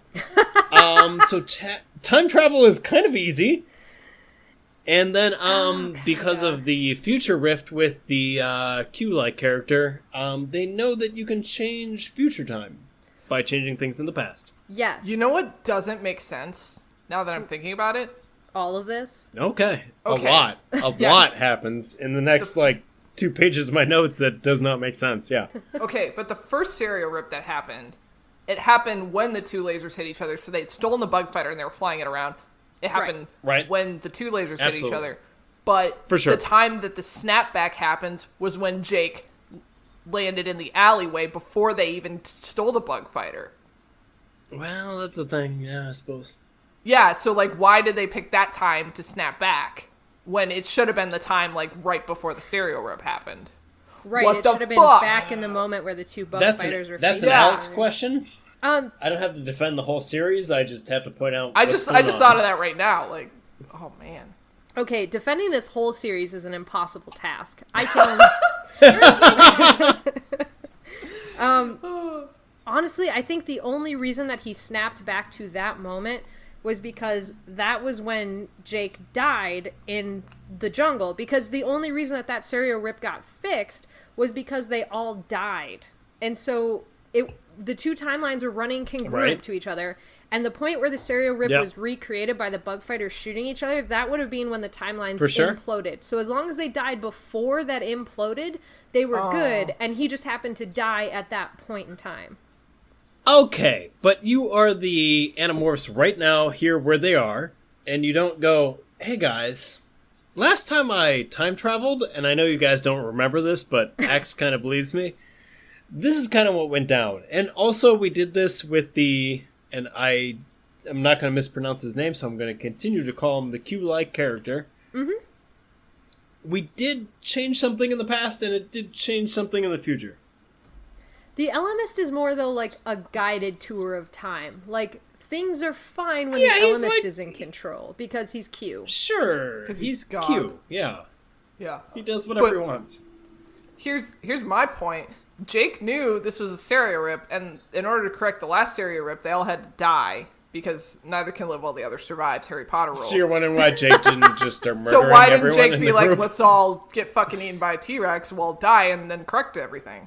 Because it was Guys, we too need to far... find whatever is alcohol on this planet and then get drunk and kill ourselves. That's what I have written down here in my pocket.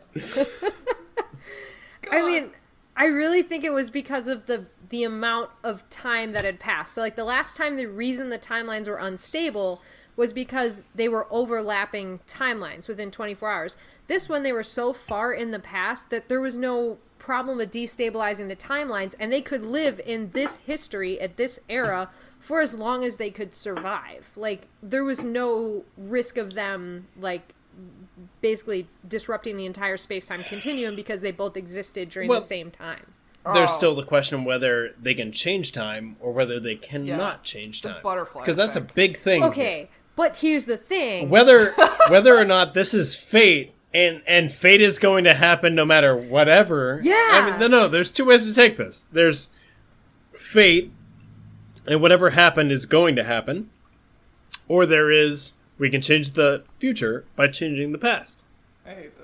They argue both sides in this book. That's what drives me nuts. Is like half the team is like anything we do now, any rodent I hunt now could be the one that links to Homo sapiens in the future. We could destroy the entire planet.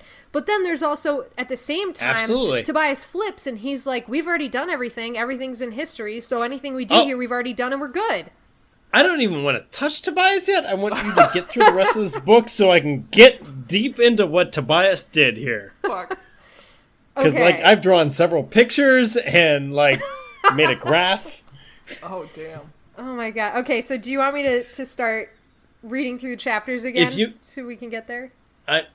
Yeah, if you could just push through this Okay. so I could just go off, that would be great. You got it. I'm on Because, it. like, I've been waiting for this since, like, noon. Okay, so, right. The blah, blah, blah, space-time continuum might be consequences. Cut to Axe's perspective. Axe lets Jake know that he's not exactly sure when or where to set off the nuke to close the stereo rip, which Jake really should have remembered from the last time there was a fucking stereo rip. That Axe slept through this, and this was the whole problem last time, Jake. Come on, Jake. We've been through this. Anyways, moving right along. So they're gonna go steal a nuke at dawn because that's what you do at dawn. So they go? They go. They're go. left standing in the. They go to the next woods. compound? They go to the Nesk compound. Cut to Cassie. Cassie doesn't want to be here doing this at all. She hates it. Rachel is like, I'm super jealous of your T-Rex morph, and Cassie's like, I don't understand this about you, Rachel. And then she says she Same. likes the Mercors. See, I'm like, I want a T-Rex. Cassie's like, I like the Mercora's nonviolence. Tobias points out that they don't seem to have a problem with other people being violent for them, and then Cassie morphs T-Rex. Cut to Marco. Marco, along with everybody else morphing T-Rex, because of course they have not fully done this morph before, Jake's only half-assed done it, they get completely taken over by the instincts. We're not expecting this at all. They see Tobias and Rachel standing there. They're already morphed to Deinonychus. We're all good. And Tobias and Rachel take off running with these guys bounding after them. And Tobias and Rachel are screaming like, get a hold of yourselves, reassert your dominant personality, you know, all that sort of stuff.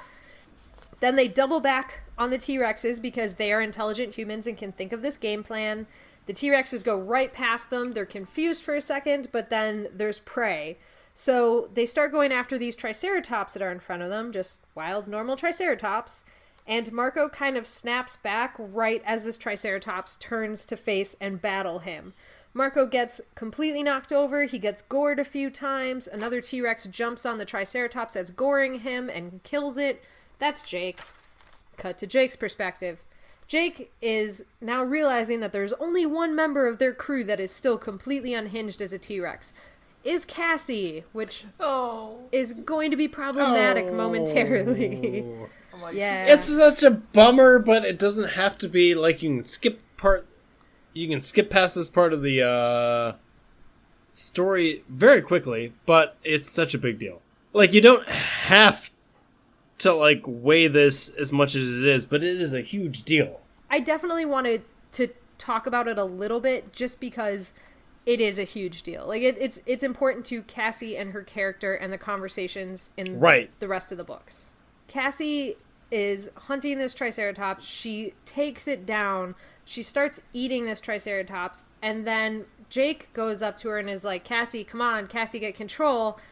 And she's not doing it. So he starts demorphing, and everyone else is screaming like, oh my god, she's a T-Rex, she's out of control, what are you doing?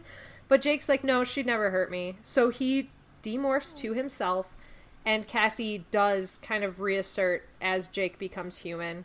And she's immediately horrified at what she's done. And Jake starts morphing back. Cassie's like, I need out of this morph. And Jake goes, no, we have a mission. You have to stay. So Cassie's like, I don't want to be this monster anymore. I killed this beautiful, beautiful creature. And everybody tries to comfort her by saying, it's just a Triceratops. Like, it's just, you're a predator. It happens to all of us. It's fine. It's fine. And Cassie brings up this point of like, it's not, though. And as human beings and as people who have this awareness, we have the ability and we should seek a better future, one where we don't have to do these horrific things to animals and to people, and we can treat everybody well. And if I don't think of this better future where everybody's at this optimistic place, then I'm no better than a gangbanger or a Nazi or a yerk. So, yeah, Cassie just goes on this rant, and they expected him to kind of make a snide reply to this, but he just privately says to Jake, I can see why you like her. Yes. So, spoiler alert. All the fucking dinosaurs are gonna die anyway. Yeah. Like, how dare you? That's the spoiler that no one on this planet knew. Oh my god, like, what a point to bring up as an almost Get throwaway. past it. I know. It doesn't matter in 2 seconds. In 2 seconds, Tobias makes a decision that makes this even important. It's a very powerful point. Okay, but we will revisit this in the next not Megamorphs book. Okay, for sure. Whatever. So they break in. All right. They get to the base. They get through a wall. We cut to Axe's perspective. Drew really wants to talk missile. about fusion. Yep. And they take it with them. Let's talk about missiles. Yep. Missiles. Axe and Rachel bust into a Axe shed and is steal all a like- missile. And Axe is all like, hey, crab people, we need help. And they're there instantaneously. No, it takes a few minutes because Tobias gets shot and he has to be carried by Cassie as a T-Rex. And also thought speech detectors, they have them. The Andalites don't even have them. How are the Nesk more advanced than the Andalites? I don't know. We don't ever visit that again. Doesn't matter. It is kind of fucked up. Yeah. Nope. So they get back to the Somebody Nesk, had it. and the Nesk are all like, all right, we got this missile. Let's do this weird dance where we rip off a leg. But you guys can't rip off a leg. That's weird. Yep, Jake. Well, you missed the part where Jake gets blown in half. That's how we find out the Mercora have come to save them. Because Jake gets blown in half, and then they go to take the last shot to kill him. There's a force field over him. That's the Mercora. They have come in and saved them at the last moment, even though they said they would not. The Nesk and the Mercora fire at each other and mutually blow up ships. And that's when they're at a standoff. The Animorphs demorph. The Nesk think, okay, they've got crazy allies now. So they back down and leave. The Mercora pick them up, they get on the ship, and that's when they realize that they're all missing the claws, and they have that conversation of, like, this is how we say, like, represent that we are in pain and mourning for the people that are lost, because it's wrong to kill, it's wrong to be killed. The Nesk didn't deserve this, the Mercora didn't deserve this, blah, blah, blah. There's an altar with a bunch of claws on it. That's when Kaycie starts saying they have to, they can't regenerate limbs. The Mercora say you carry the pain on the inside. Rachel says that they owe them and to let them know if there's anything they can do. And Tobias says, don't promise shit that you do not intend to deliver on. Damn. Tobias knows what's up. From the Nesk perspective, they lost 3 ships in this whole incursion. Uh-huh. So the Nesk immediately decide to evacuate the planet and then pull this comet to destroy the entire planet. Yup. That's their deal. That's how they do it. That is how They're they like, do it. oh shit, we lost 3 of our several thousand ships. Let's blow up the entire Earth. If you can't have it, then no one can. Or if we can't have it. They suck at battle. They stood down from a battle that they could clearly win. There was only 2 Mercora ships. Literally, like the briefest amount of opposition. Boom. We're out. Yeah, and then shit gets even crazier because they pull this asteroid, meteor, whatever, into an alignment with the Mercora colony exactly. Hi, I'm the comet, and I'm back. I was here earlier, and now I'm back, and I'm getting sucked into the planet. Oh, we were missing alien voices on our podcast. I'm so glad. Mercora, shit's coming towards their colony. They are like, hey, our only way to defend ourselves is to blow this thing up, but we know that this is your ticket home to use this nuke, so we don't want to ask for it. And they like have to vote on whether or not to give it to them. And Tobias privately thought speaks Axe and basically starts giving him instructions, but we don't know what they are. All we know is that Tobias and Axe voted to hand over the nuke, as well as Kaycie and Jake. And Rachel and Marco, of course, were like, no, that's ours! Because predictability. So, yeah. Cut to Kaycie. Tobias immediately gives up the jig. He is like, okay, now that the Mercora are gone with our missile or whatever, let's morph bird and get out of here before the comet hits. And Cassie's like, what do you mean before it hits? And they're like, well, we accidentally made it a dud, and also it's gonna blow up the planet, so we gotta get the fuck out of here as fast as possible. This is how the dinosaurs were wiped out, so we have to let this happen. We can't change history. So based on a few toys and a drunk uncle, Tobias has convinced his friends to commit genocide. Basically, so here's the deal. They don't know whether going back in... No. There's a whole rabbit hole I gotta go down here. But I just want to say, so Tobias didn't convince them. He made the decision on his own. Well, he said, hey, Axe, do this, and Axe did it. Okay, he and Axe. Okay, yes. Okay, rabbit hole, let's do this. Okay. They're not 100% sure whether time travel lets them change the past to change the future. Right. Like, they're not sure if it's like a steady timeline or whether the timeline can be changed.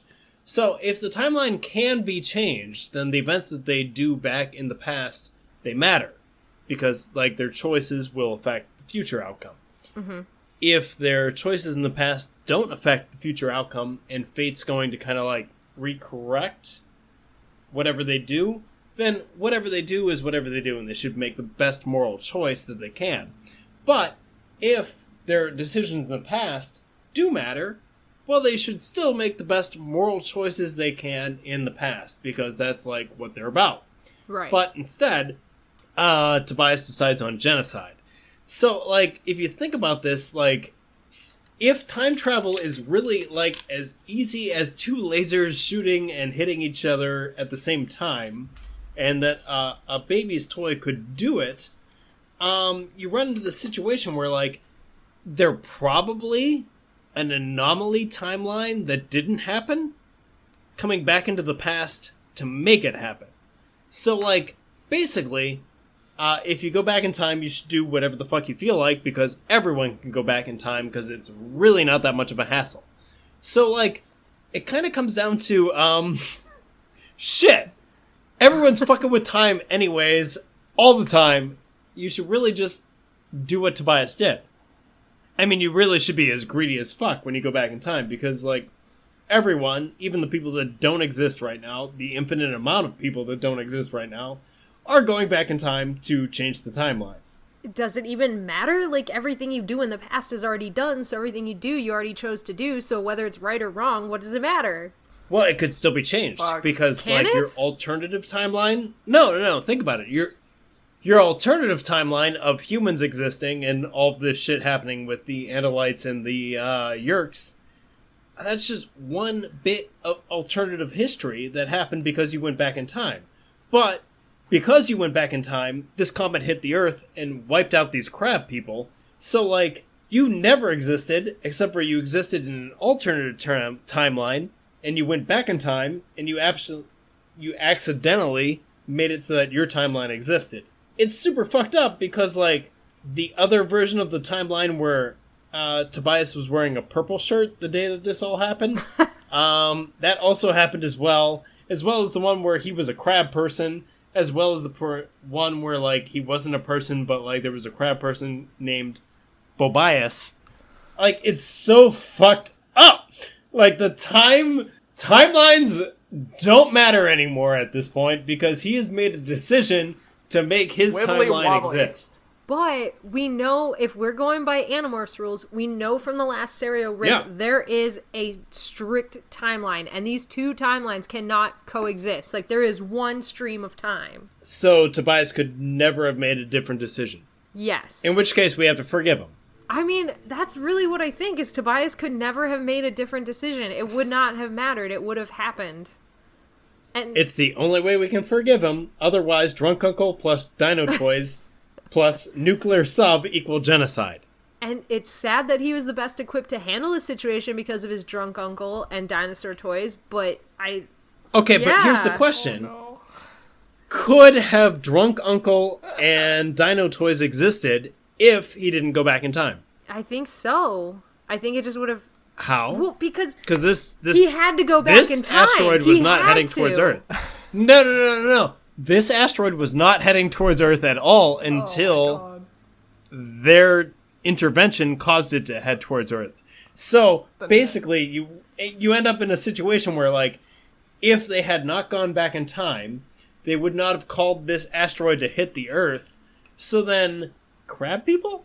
I mean, then I guess there would have been crab people everywhere. But because the Animorphs exist, he had to make that decision. So that means an alternative version of the future can decide to come back in time and change the past. Which means all versions of the future always exist. Oh, man. Which means it doesn't fucking matter what the fuck happened in this book at all. You know what? The Elemist is obviously orchestrating this entire fucking thing because the Elemist is not unbiased, and he wants the Animorphs to succeed. So obviously the Elemist is controlling all of this. The end. I mean, you do see it, that if the Animorphs never came back, that comet would never have hit the Earth. Well, it still might have hit the Earth if the Mercora and the Nesk were fighting, and the Nesk had done that for a different reason. Okay, yeah, sure. Over 3 days. I mean, they knew they were capable of doing it. And not that the Nesk are kind of dumb a little bit. Very. Because they won the war and they just didn't win the war. They could have so easily won the war. But Tobias is from an alternative timeline, and he came back in time, and he decided to change time by having this asteroid hit the Earth to create his time. And, like... This is the next 4 pages of my notes. I mean, like, literally, if you don't want to get into it, it's fine. No, like, I want to, because the other thing is we know from the Time Matrix in the Andalite Chronicles that there are multiple timelines that do exist, but, like, right. So it's also contradictory there, because we know that there are ways to, like, bring people into different timelines and play on futures, and things are not a serious, like, a for sure outcome until they already come to pass, but that means that there's only one point in all of history that is happening at one, like, this exact point in time, but that doesn't make any sense. It doesn't make any sense. No.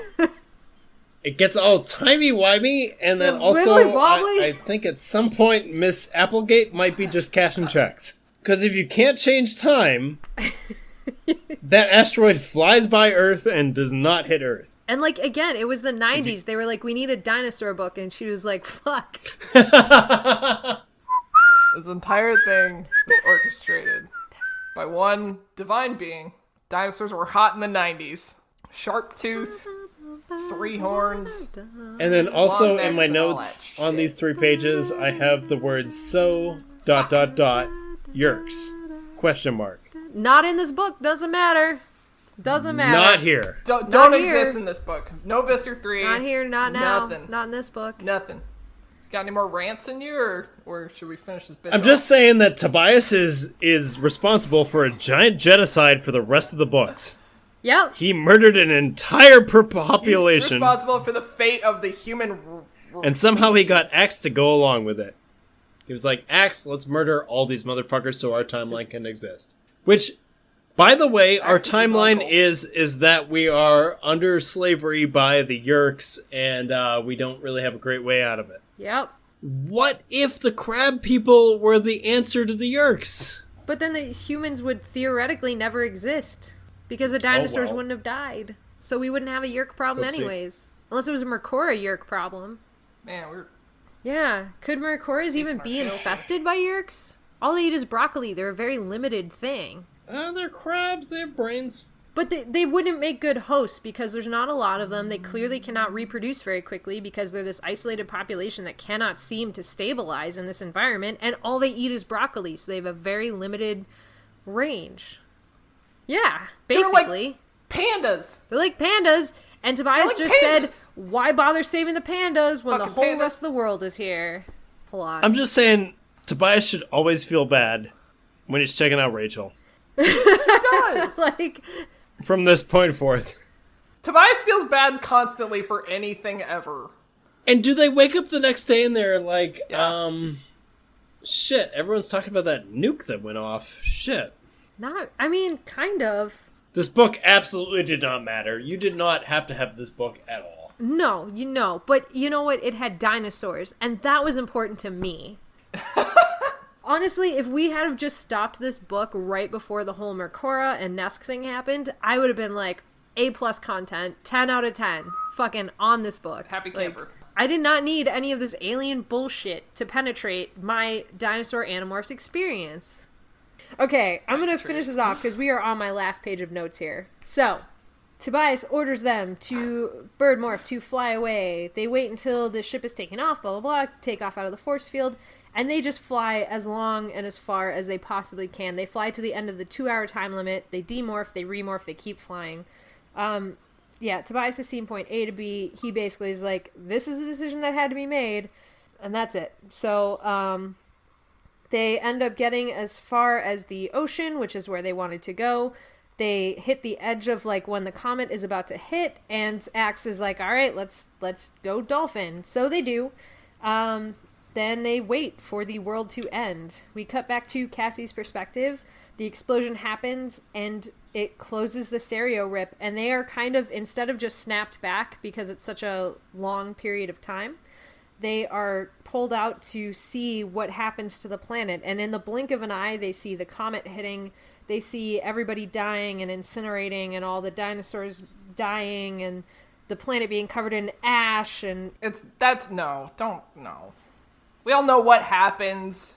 You don't need to, like, pull the kids out and have it play for them like a television program. Like, that, whatever.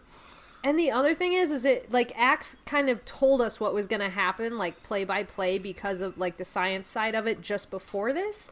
And I would have been fine with just Axe's explanation, which was still dark and still, like, poignant, and it didn't need this. Yeah, so then they wake up kind of right where they started, right by the sub. They head home in a daze. They go and they watch the news, and they see news of, like, there was a shipwreck, but there were no casualties. The thing exploded, but no one died. They're like, cool. Cassie tries morphing a T-Rex. It doesn't work. She and Jake meet up to discuss if it was the right move or if it should have been the crab people that were existing right now, and they basically decide they have no fucking idea. And that's the end of the book, other than Tobias getting sassy about dinos. Oh my god, that was like peak meta. Yeah, okay, so the last bit of the book is a paragraph by Tobias where he basically says, here are the dinosaurs that were in this book. And some scientists will tell you that they died out mid-Cretaceous and didn't live to the end of the Cretaceous, but I was there, so who are you going to believe, them or me? Sass. We're going to believe the scientists. This is what really happened, kids.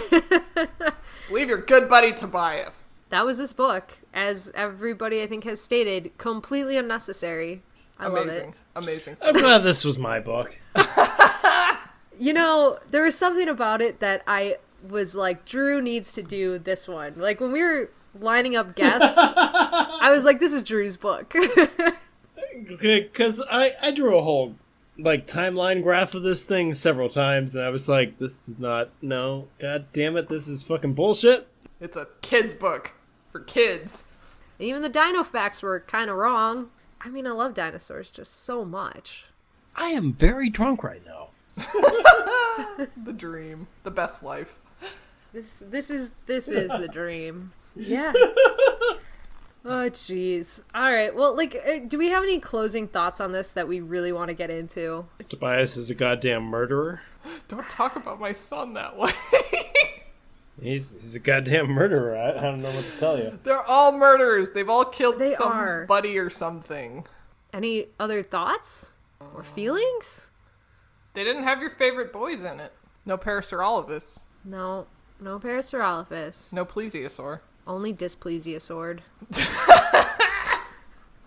I'm very displesiosaur with this bullshit. Alright, my Battlemorph is fucking a duck. I like ducks, alright? What? Your Battlemorph is a duck? At least be a goose, man. Yeah. Never pause this. Tell me why. Because, like, it's probably not going to be detected. Okay, no, that's a stealth morph. That's not a battle morph. Battlemorph is probably... shit. So many good critters to choose from. Yep, like dicks. I got nothing. Like, what is that dragon called that's like on an island? Komodo dragon? Kimono? Yeah, Kimono dragon. That's me. That's good. That's good. Beast. Sweet. That's a very good battle morph. Slightly venomous. Very good. Venom. They got venom. They got size. It's they got like- ferocity. It's like the size of a lion. It's ridiculous. It's poison. That is a very, very good They morph. drool a lot. If it bites you? They do. Like Long like tongue? Newfoundlands. It's like a medium-sized tongue. Decent tongue. Decent tongue. I mean... All right, guess first. Drew, where can we find you? I'm on Cadmus to Crisis, where we follow the 90s Superboy on his adventures. Hell yeah! And it's super fun, and I'm on That's some on episodes. podcast, bitches. This is like the ultimate crossover. Yes. There's like It's getting there's like there. a middleman here. At some point in the future, we're probably going to have the full Cadmus to Crisis team on here, but we won't tell you when or why. It'll be fine. Anyways, yeah, so Cadmus to Crisis, check it out. It's awesome. If you like Superboy, or if you don't like Superboy, check it out. I just posted a great-looking kimono dragon to the Andalite Bandolites group. Oh, I'm excited about this. I'm going to go like that picture. Speaking of Andalite Bandolites, you can find Kaycie and I at anonymousanimorphs@gmail.com or on Facebook, where we are at Animorphs Anonymous, or Andalite Bandolites, our special secret group, which is at facebook.com/group/Animorphs Anonymous. We also have a Twitter at Animorphs Anon. We have an Instagram at Animorphs Anonymous. And what else do we have? If you don't like your podcast service, you can find us at other podcast services such as iTunes, Google Play, Pocketcasts, Podbean, Podcast Republic, Stitcher, all that shit. Or you can Google us, Animorphs Anonymous. You'll find us somewhere, and you'll love it because we're awesome. And fuck. Thank you, Drew, for joining us here at Animorphs Anonymous. Yeah, thank you.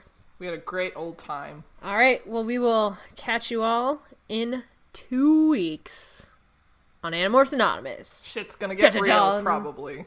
It will, for Cassie's book. No, I cry. See you then. Bye!